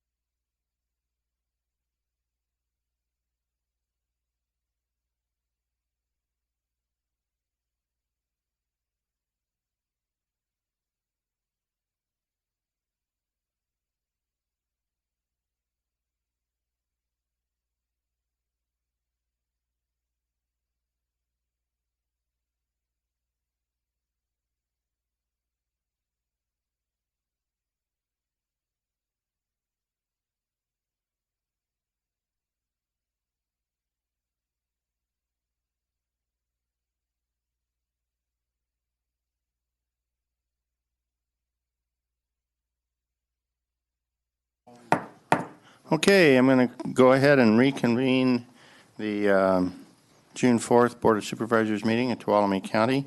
We are up to our 1:30 appointments. Would the clerk of the board please read our first 1:30 appointment? This is a public hearing to consider approving the closeout certification of the Community Development Block Grant for the Drought Lateral Program and the submission of this to the State Department of Housing and Community Development. Okay, so I'll go ahead and open up the public meeting and staff report. Terry Cox, Cox Consulting. I do have my regular voluntary sign-in sheet for anybody that's attending this public hearing, and written comments regarding the county's community development block grant program can be addressed to the county administrative office. Okay, so grant number 16 CDBG 11391 was an oddball CDBG grant. It was leftover money that they had from a prior issue. There were only 2 counties that were eligible to apply, and that was Tuolumne and Tulare. So they had a few problems issuing the money. They put it out and didn't notice that their regulations had sunsetted.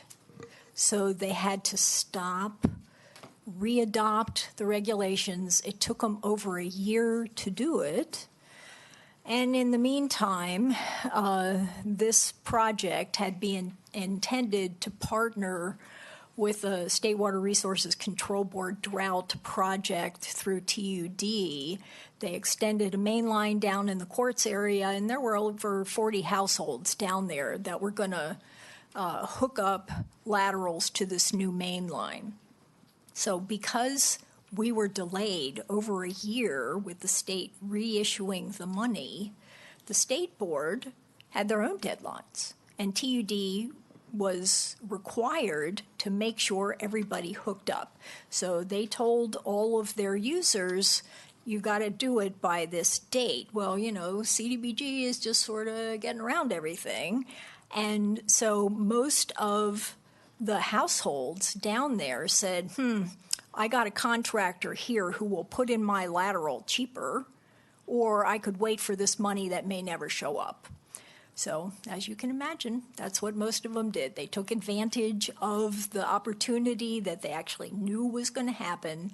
And so by the time they made this award, you know, the better part of that 45 households had already hooked up to the TUD system. So we did have a few sort of stragglers, outliers, elsewhere around the county, and Sheila Shanahan worked with TUD for over a year trying to find households that met all the criteria. So you couldn't drill a new well, you couldn't put in a main line, you had to be in striking distance of a public water supply, and you had to be income eligible. So finding households that met all those criteria, you know, it wasn't that easy. So we have gotten as far as we can go with this, so we're ready to close it out. We have the closeout certification, which is basically the last document in the process, and I'm happy to answer any questions I can about it. Okay. So I'm going to ask for public comment at this time. I see one coming. Yeah, I already opened the public hearing. So I'm confused. Did we spend any of this money or not? Yes. How much did we spend? The 1,000 or 1 million, whatever? Oh, no. No. So we only spent like a small portion? Right.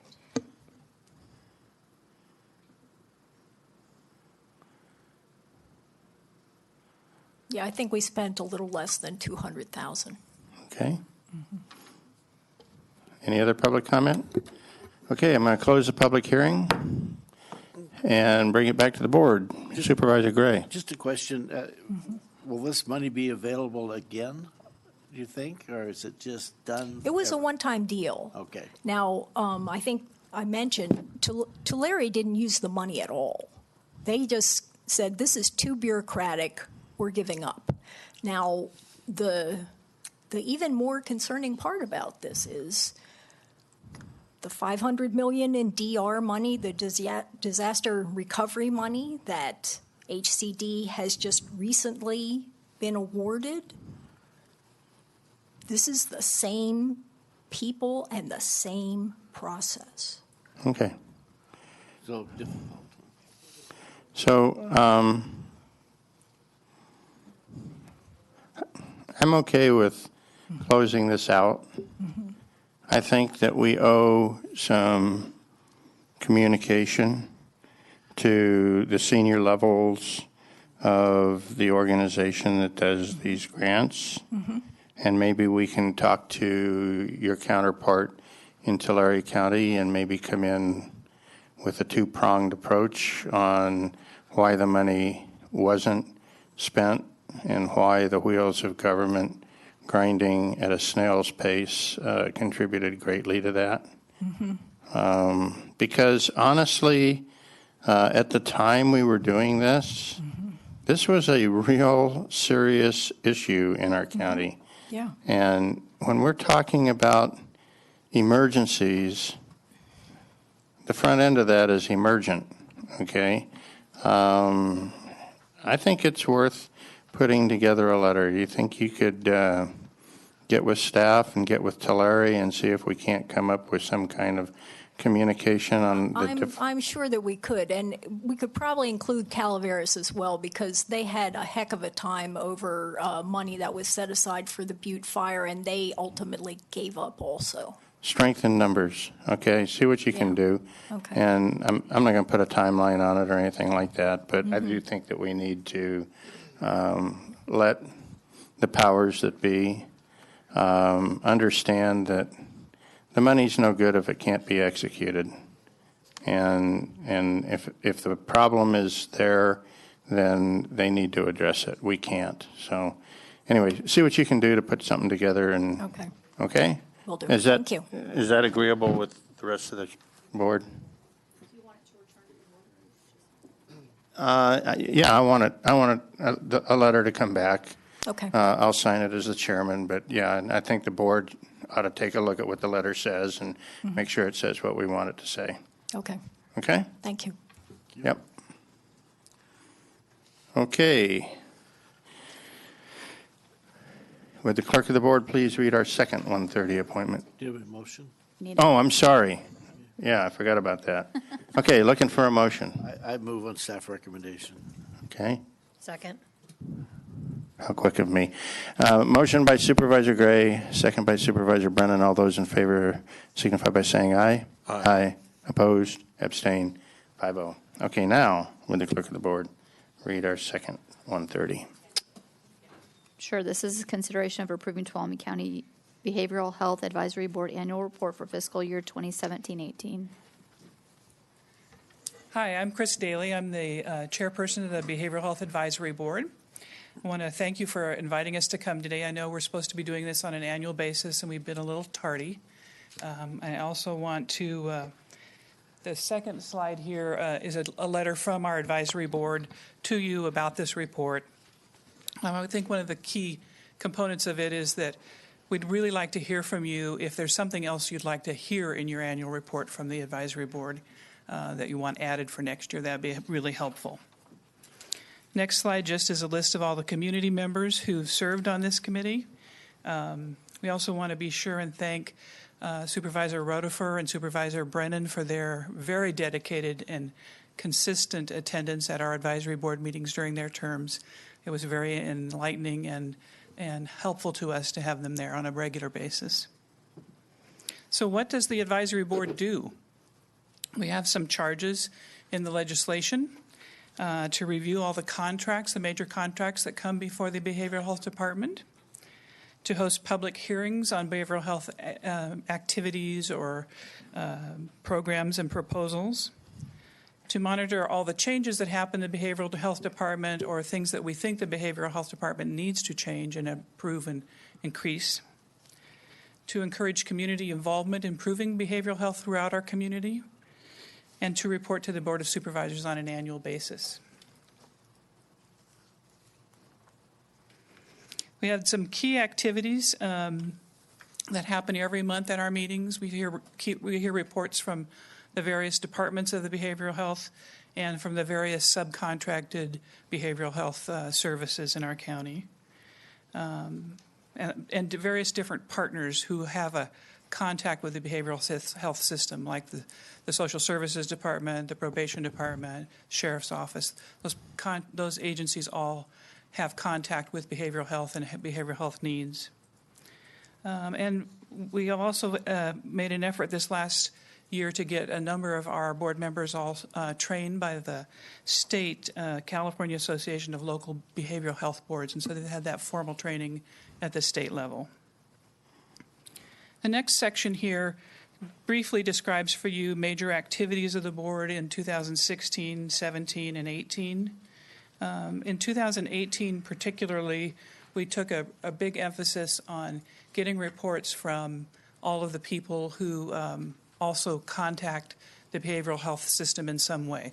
The hospital, the sheriff's department, the jail, all those came in and spoke with us so we can increase understanding and commitment between those different groups.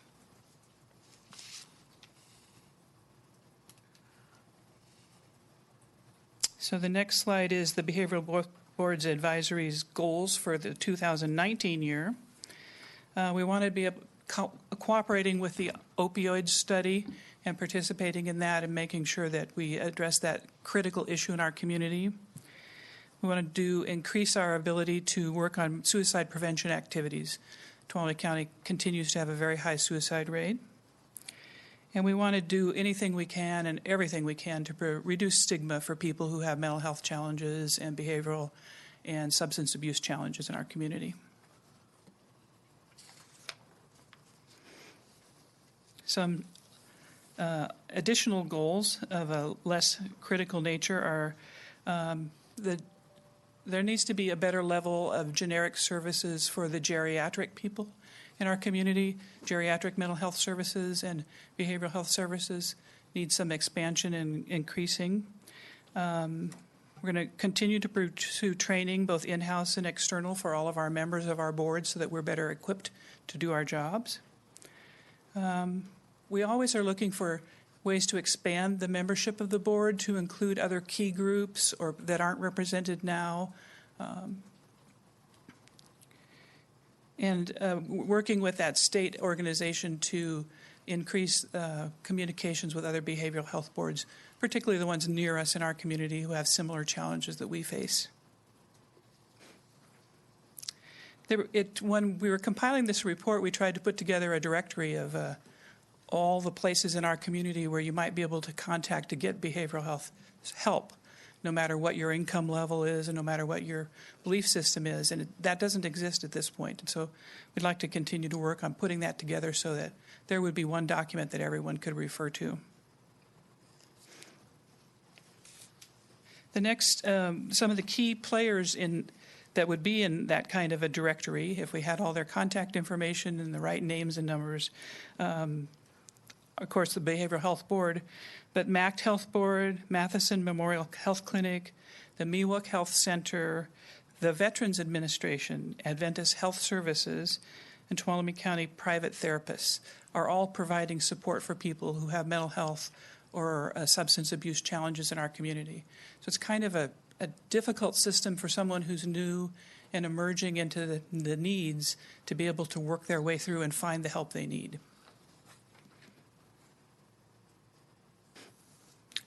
Our next section here goes through some main numbers and statistics for things that have been accomplished throughout the years. It's important to note that the county's behavioral health services are for people who who qualify for Medi-Cal services and uninsured individuals who meet a very specific criteria. It's not a service that helps every single person in our community. Some people are served by their own medical insurance or their own private means. And we provide all these services that you see listed on the right-hand side here are specific programs at the Behavioral Health Department. The next slide, number 14, talks about the count of individuals who've been served each calendar year over the last 4 years. On slide number 15, it talks about peer services. This is a fairly newer area for behavioral health. I served on the Behavioral Health Board many years ago, and we didn't have peer services at all then. It's been growing over the years. You can see the numbers are increasing. These are people who've actually experienced behavioral health challenges of their own, worked their way through them, and now have been trained to help others to work their way through their challenges.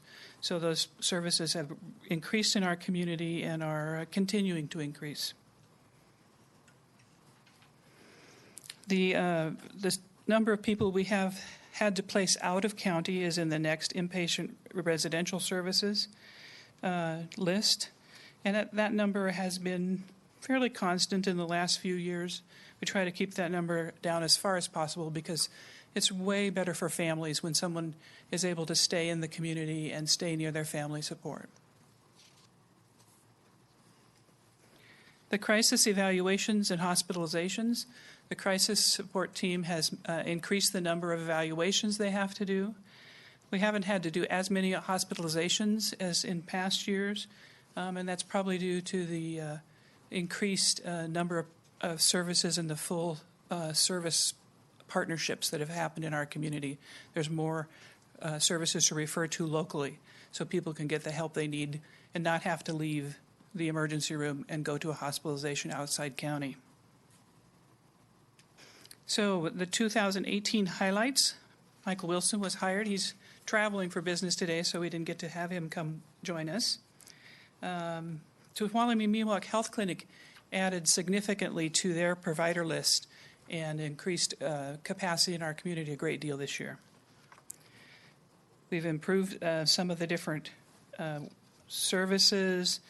The crisis support team is down to a 30-minute response time when they're called. And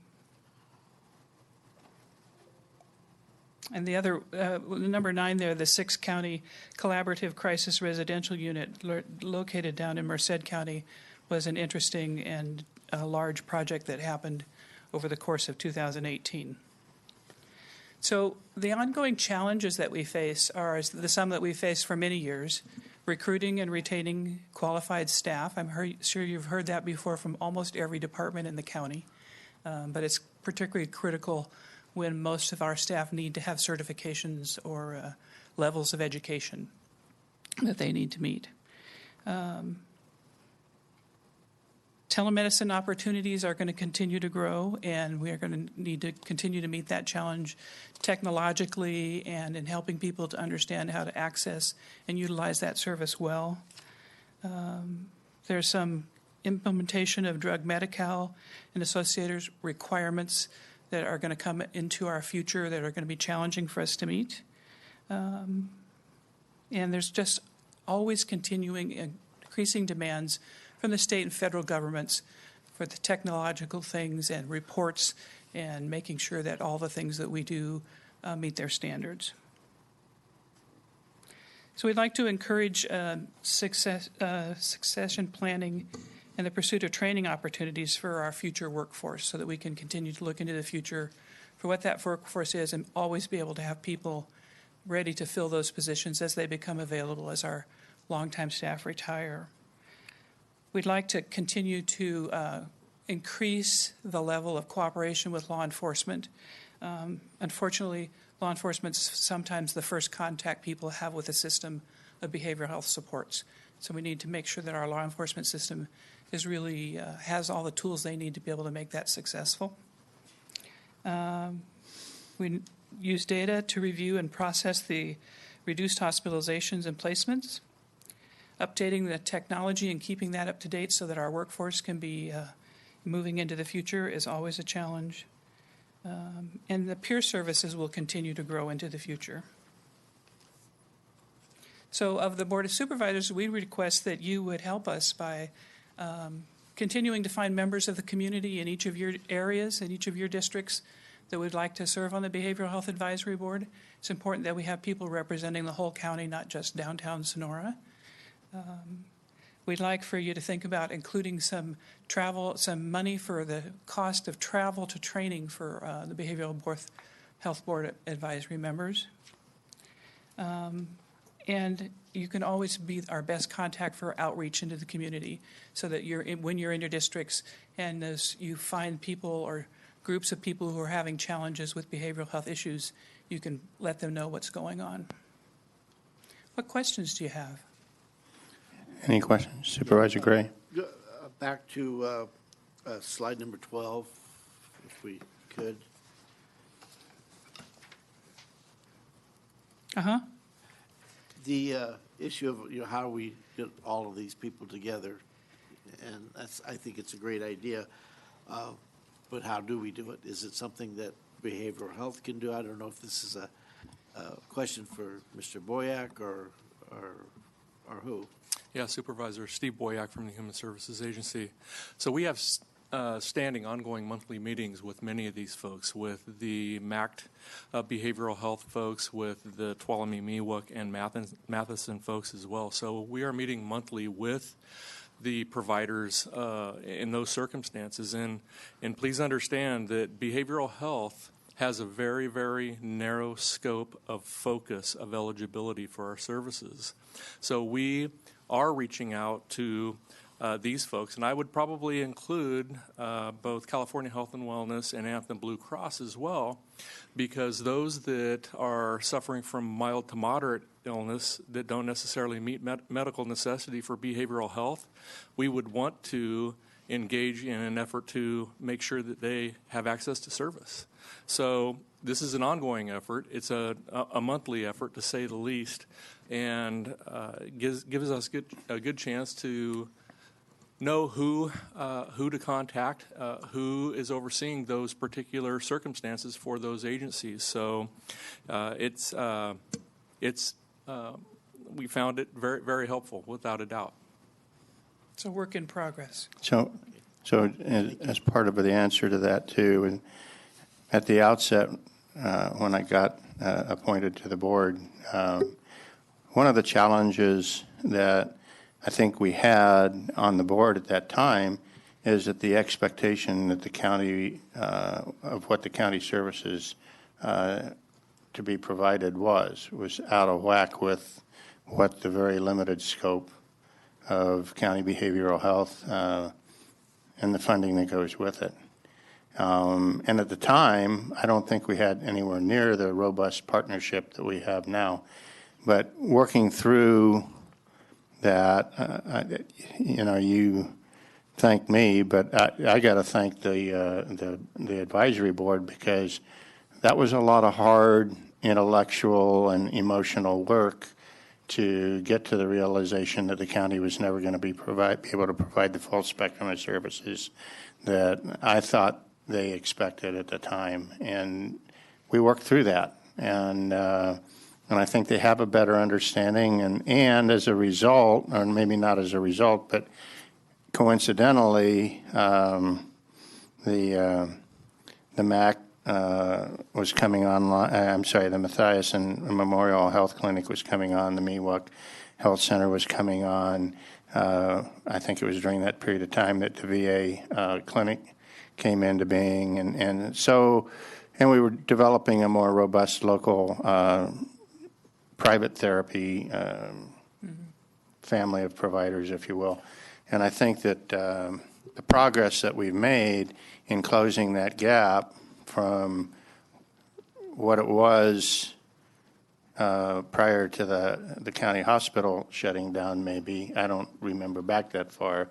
But I know there was a huge gap when I got on the advisory board, and it's closed considerably. And I think the willingness of that board to work through that, and also the staff obviously reaching out, and the private providers doing their thing, I think it's a pretty good news story. Is it perfect news? No, we've got a ways to go, but please take back my thanks, because I don't go to the meetings anymore. But I will, thank you. But take it back. I know it was a difficult road for them to travel as well, but they are people who care very much about others who have challenges, and it's hard for them to admit that we can't do it all. Exactly, they do. You got my message exactly. There you go. Okay. Any other? Mr. Chairman, I would like to add one element too, and we've been successful. I'd be remiss in leaving out the hospital. Oh, absolutely. Valerie Shoemake, who is a Adventist Health employee, sits on our advisory board. Behavioral Health also has a monthly meeting with the hospital concerning crisis response. Sure. So I wanted to add that. Yep. And other staff agencies in our county government too. You mentioned the sheriff in particular, but there's a lot of stuff that goes into the pot to make the delicious soup that we're working on here. Supervisor Brennan. Yeah. thank you for the report, Chris. When I read it over the weekend, there were a couple things that I really like the engagement with the community partners, especially those that are around law enforcement, and saw that as something new. Some of these other pieces have been a progress and work for longer than I've been involved, more than 6 years ago, with trying to get these resources and some capacity. And so just to really appreciate that it continues to move forward. One of the pieces was the geriatric, and I was trying to find it in the slide here, but those are increasing. Uh-huh. And that's something that we've talked a little bit about at Area 12. And so I would assume that you'll be reaching out with the Commission on Aging in Area 12 and just wondering if you Where that stands. articulated an approach on that, or Does how you'll Brock be have a comment on that? addressing it. So Supervisor, I'd introduce Brock Colby, our clinical manager. Perhaps he can answer questions about our older adult program. Hi. So currently, we work with Catholic Charities to help coordinate services with the cafe program that they have and the therapy and peer services they have. We also at times coordinate with the multidisciplinary team, which is a group of people, different agencies that meet together on senior services. But it is an area that we do need to improve, considering that our county has about 33% of people who are 60 and older, and so we have a significant senior population, as you well know.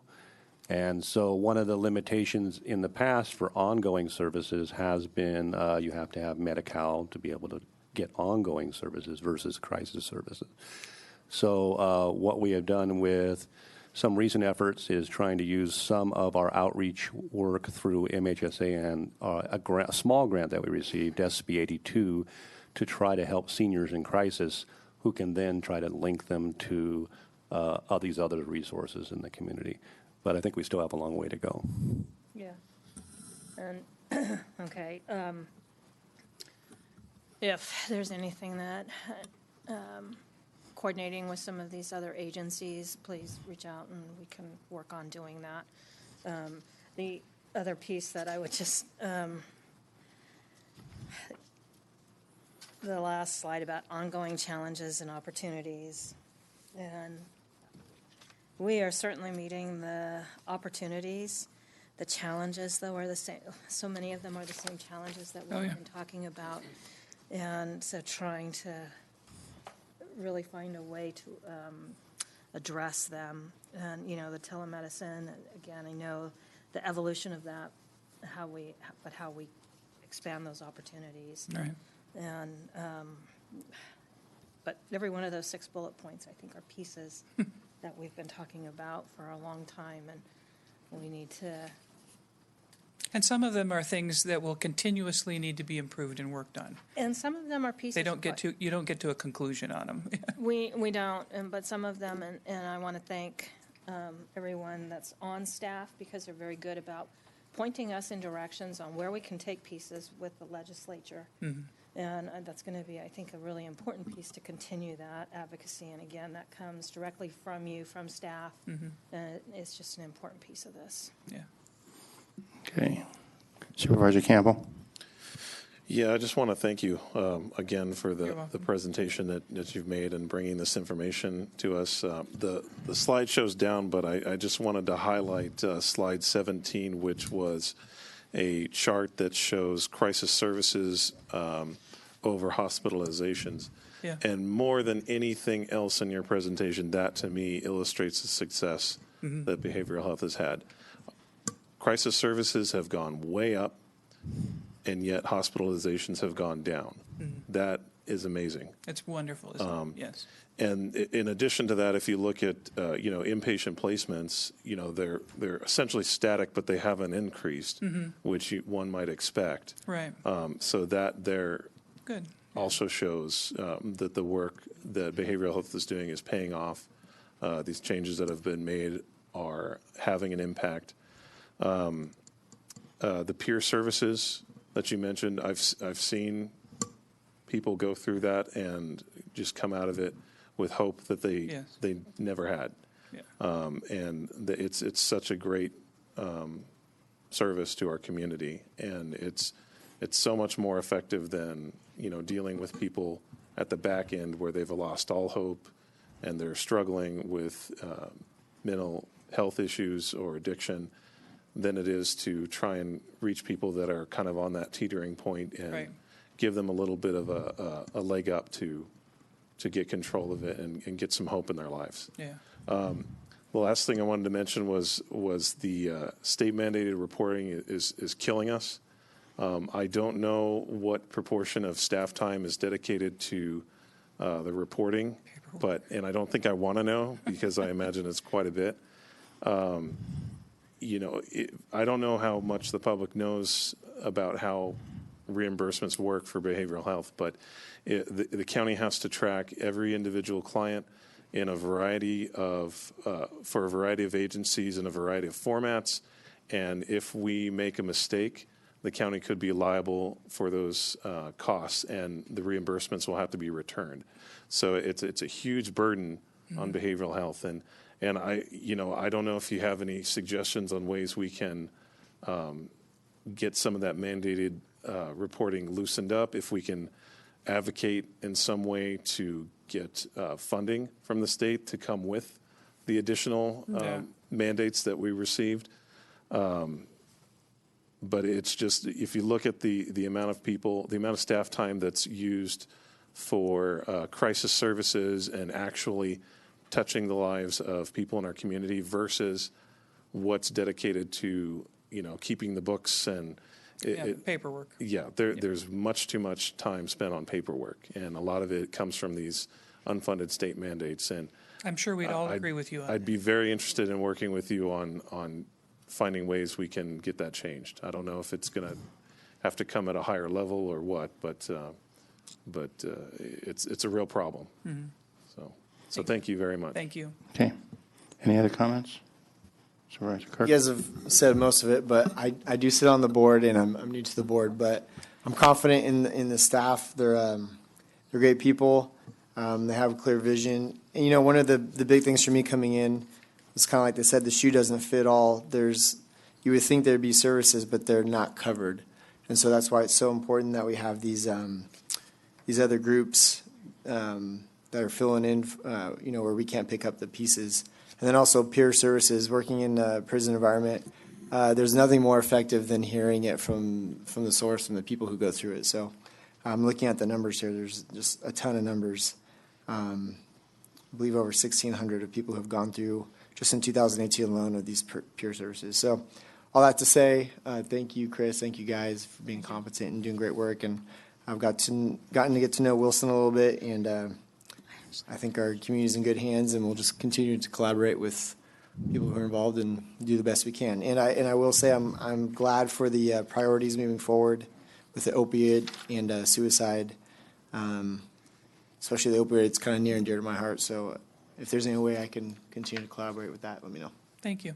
Supervisor We Brennan? appreciate having you as part of our team now. Quick question, because we talk about the reporting issue and the real challenges with that at Area 12 quite a bit, and the amount of staff that has to be dedicated to that. And part of the challenge is that with some state dollars and some federal dollars and different fiscal years and different auditing systems, and there's no alignment. Would that be true of some of this reporting, or are there different issues? Well, I'll take that question, Supervisor. The answer is yes. This is a healthcare delivery model that is partly funded by federal dollars, pass-through dollars, which exposes our system to a high level of audit control, and sometimes audit exception, all the way from looking at the services we provide, the services that we then claim to get reimbursed for. But even before that happens, we're scrutinizing our own services to make sure that it meets a level of eligibility to even submit a claim. Once the claim is submitted, we have cost reporting challenges that we are exposed to. And for example, we just closed the 1011 cost report way back in 1011. We're working on 1112 right now with the State Department of Healthcare Services. So without a doubt, we have to spend a significant amount of administrative time to oversee this process. All that said, we are exposed also to an annual audit through the external quality review folks. And every 3 years, the Department of Healthcare Services comes to visit behavioral health for their triennial audit, which could possibly expose us to other conditions of having to reimburse those that provide us federal reimbursement. So it is a constant vigilance from a behavioral health organizational perspective, not only to maintain the staff to do it, but the fiscal reality of pushing dollars to maintain that, as opposed to having dollars available to provide services to our clientele. So I have an ask, and that would be that you reach out to Kristen Milhoff and just have a conversation. I know everybody's busy, but see if you could come up with a specific ask that we could carry forward. Because, again, I have to assume that all of our rural counties are up against the same challenge. And so if you can come up with an ask that we could carry, that would be helpful. Okay. Well, I have not. Can I have any public comment on this item? Seeing none, before I go for a motion, again, please thank the board for, I think, doing a major redirect and a redirect in a very positive direction on how they, as a board, do business. I think it's been very, very constructive. And mostly, I do want to thank, and I think this entire board ought to thank those individuals who did the training basically out of their own pocket. I think that shows a level of commitment that is commendable. Pardon me, lost my voice there. But it is commendable. That board, I will tell you, I'm sitting on it for, I think it was, I can't remember, it was 2 or 3 years, but they really do care about that business sector in the county, and not just what the county provides, but what all of our community partners provide as well. So with that, I'd like a motion. Anybody? Supervisor Kirk? You look like you're looking for your mic button. I'm looking for my staff recommendation. Let's move on. Well, I gotta find it first. Which one is it? I was looking at it online. 130. Move on. Staff recommendation for the Tuolumne County Behavioral Health Advisory Board annual report for the fiscal 2017-18 year. Second. Okay, got a motion by Supervisor Kirk, second by Supervisor Campbell. All those in favor signify by saying aye. Aye. Opposed? Abstained? 5-0. Thank you for the report. Thank you. And again, thank the board. No, I will. Thank you very much. Okay, so will the clerk of the board please read item number 12? This is consideration of approving a cooperative agreement with Jamestown Fire Protection District for the administration and operation of Jamestown Fire District Protection District. And as you come to the mic, I want to thank you for your patience. Thank you. Good afternoon, Mr. Chairman, Board, CAO, and Council. I'm Andy Murphy. I'm the Assistant Fire Chief for County Fire, and I come today. I know it's been a difficult day at times, but I have a positive item here that highlights the spirit of cooperation and effective and efficient fire service delivery in the county. So the agreement between Jamestown Fire Protection District and the County of Tuolumne, and with the cooperative agreement with CAL FIRE for the staffing of the station there in Jamestown. The county and Jamestown Fire Protection District entered an agreement in 2004 to assist each other and have been providing services cooperatively in one form or another since then. And that includes fire protection, medical first responder, rescue services within the jurisdictions. The district station, located on the western end of the most densely populated area along Highway 108 corridor, also provides a very strategic location for response to county incidents. That engine, their initial response area, goes up above East Sonora to Columbia and all the way to the park boundary. So it's quite a large area as one of the two-page engines in the county. This agreement is a 1-year agreement and automatically extends it for 10 years. And they, like I mentioned, they provide service to those areas. Their responses last year, over 1,700 emergency responses, and just about 300 of those were within the fire district. The other 1,400 were in the county jurisdiction. And so the recommendation to the board is to approve this agreement. Okay, any public comments? Supervisor Gray, this is actually in my district, but they serve your district as much as they do mine.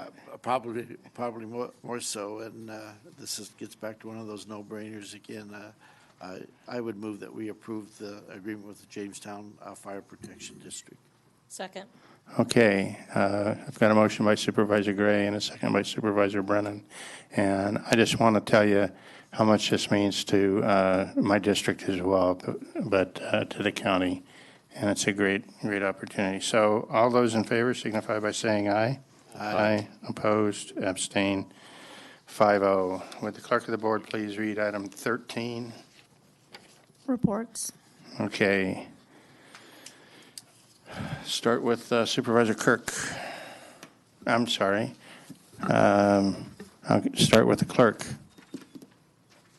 Nothing to report, thank you. County Council. I have lots to report, but I'm not going to be allowed to. I won't let her, so. Public member Carrillo, can I help you? Is this public comment? No, this is a report from County Council. Okay, so just briefly, obviously my office is working on a lot of litigation matters and personnel matters, but then yesterday I attended the Governor's Summit on Emergency Management Preparedness along with Supervisor Campbell and Liz Peterson and Dory Beats from the tribe, and it was really interesting. The Governor did speak, and I think we got some good little tidbits to take back to the task force that we are using. Thank you. Okay, and County Administrator. Just a couple of quick things. Last week, we did host the first regional meeting with our other 5 counties where we're joining together to talk about fire preparedness and recovery and resiliency. All 5 other county CAOs and a few other board members did come in. We also had the governor's task force leader for forest health and management, Jennifer Montgomery, was there, and Debbie Franco with the governor's office of planning and research. So it was a good meeting. We have some follow-up work that we will do, and we're hoping to pair up with RCRC to continue that effort. The other thing is Christina, being as awesome as she is, did finally get us a meeting with the insurance commissioners. So Supervisor Brennan and a few of the other representatives from the other counties will be going to the insurance commissioner's office on June 12th. So we are looking forward to that, and that's all I have. Okay, now Supervisor Kirk. All right. I was at an emergency medical care committee meeting, and they're mandated to do a yearly kind of mock drill of an emergency. So I brought up the idea, why don't we maybe look into doing a fire emergency if we had one of our communities burned down? So that's going to be discussed in the near future. Maybe not this year, or maybe not before fire season, but maybe in the fall. Sat in on the water policy committee with Supervisor Rotifer. I went to the volunteer fire graduation. We have 14 new volunteer firefighters. That was fun to be a part of. Listened in on a CSAC conference call regarding our juvenile halls throughout the state and ways that we could better utilize them or fund them. Also, Ponderosa Hills, they had a homeowners association meeting, and from what I hear, usually people don't show up to it, but this time they had 35, and they wanted to express their thanks for giving some attention to Mount Provo Road. I know we're working on it right now as we speak, so they just wanted me to relay that. And then finally, I sat in on a few other meetings, but still smiling. Okay. Supervisor Campbell. Yeah, so I attended the library volunteer luncheon with Supervisor Gray. It was nice to see so many people that are dedicated to the library and keeping it operating the way it is just a room full of people. I attended a homeowners association meeting in Ridgewood, and the concerns I heard there are very similar to the concerns I've heard elsewhere throughout the county. People are getting dropped from their insurance. I spoke to several individuals who had homeowners insurance, and their premiums went up, and then a couple months later they'd get dropped. So it's an ongoing problem, and I'm looking forward to seeing this board continuing the fight to get a resolution to this problem. Yesterday, I attended the Governor's Emergency Management Summit with County Council and our members from our law enforcement and emergency services. One of the main takeaways I had from that meeting, there was some discussion about preparation. The different counties shared their experiences with, for example, running through a dry run of a potential disaster that could occur, firing up all of our emergency systems, checking to see what works, making sure everybody knows who's in charge of what department at what time, and if that person is on vacation, who takes their place, knowing all the phone numbers of the people to call in the event of an emergency, particularly fire. And to me, that was a very valuable piece of information, and it's something that we might try here as well. I know we do it in limited ways, but actually firing up every department and telling them that there's an imaginary fire somewhere in the county right now, what are we going to do? So that was a good piece of information that we got at that meeting, and that's my report. Okay, Supervisor Gray. Okay, so on the 28th, we had a meeting on jail construction that I thought was very fruitful, and looks like we're on top of things, but we need to stay really on top of things. On Wednesday, I had a really bad trip to Yosemite National Park to meet with the park superintendent, with Ms. Riggs and Earhart and Liz. And I think that we're really fortunate to have a park superintendent that we have right now. He's a willingness to be a good partner. And if anything that they need, they're just like us. They need housing badly, and we need to figure out a way to do this because they do have funds that they can contribute towards workforce housing if it's the right project. So those people out there that are in the housing business to do that sort of thing, they need to contact the park superintendent. He'd be happy to talk to them. And then on Friday, we interviewed for a public defender, and we made a choice. So we'll move on from that, and that's my report. Okay, Supervisor Brennan. I was going to say, you're not going to give me an opportunity to say that I had an absolutely outstanding trip to West Point. Thank you for And that's not fellow California. supervisors. No, no. That filled in on a few of my committees. The day after I returned, we've already talked about the tour that we took out on the Stanislaus National Forest, which was an eventful tour. And Tracy mentioned the meeting that I attended Friday morning, the regional task force meeting. And I just one other comment because we talk about insurance. And RCRC is going to be, this has reached a critical mass across the state, and they are going to be setting up a committee and dedicating staff time and making it a priority to engage on the insurance issue. And so that I hope will also be a huge help for us in this as we move forward. Okay, so the primary advantage of going last is everybody else has covered a lot of your report for you, so I won't reiterate any of that. The big thing that I did, other than what's already been mentioned, is I did accompany our chief probation officer and the supervisor of our juvenile detention facility for a presentation to a working group that CSAC has put together on the juvenile detention business statewide. It was a good report on our activities, what the value is to the community, as all the things that you would expect. I did make a pitch for the fact that those of us that do have juvenile detention facilities are in essence footing the bill for mandates for other counties who use our facilities, and that we need to somehow normalize that across the state, which I truly believe we do need to do. And we are pursuing how we can do that regionally, or will be fairly soon. So I think there's a common recognition of the problem statewide with juvenile corrections programming and facilities and those kinds of things. And we're just going to have to stay as an active participant in that process and see how it works its way out. But we also need to, I think, take the lead regionally here and start working our own problem is not start working it, we've been working it, but to press on with our own problems and how we solve those equitably here locally. And that's the end of my report.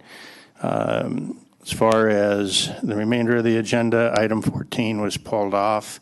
Would the clerk of the board please read our final agenda item, number 15? This is a closed session, conference with legal counsel, initiation of litigation, authority government code section 549.569D4, and its two cases. County counsel stand-in, is there an expected report out on this item? No, there will not be a report out. Okay. Is there any public comment on this item? Seeing none, we are going to recess into closed session. Thank you.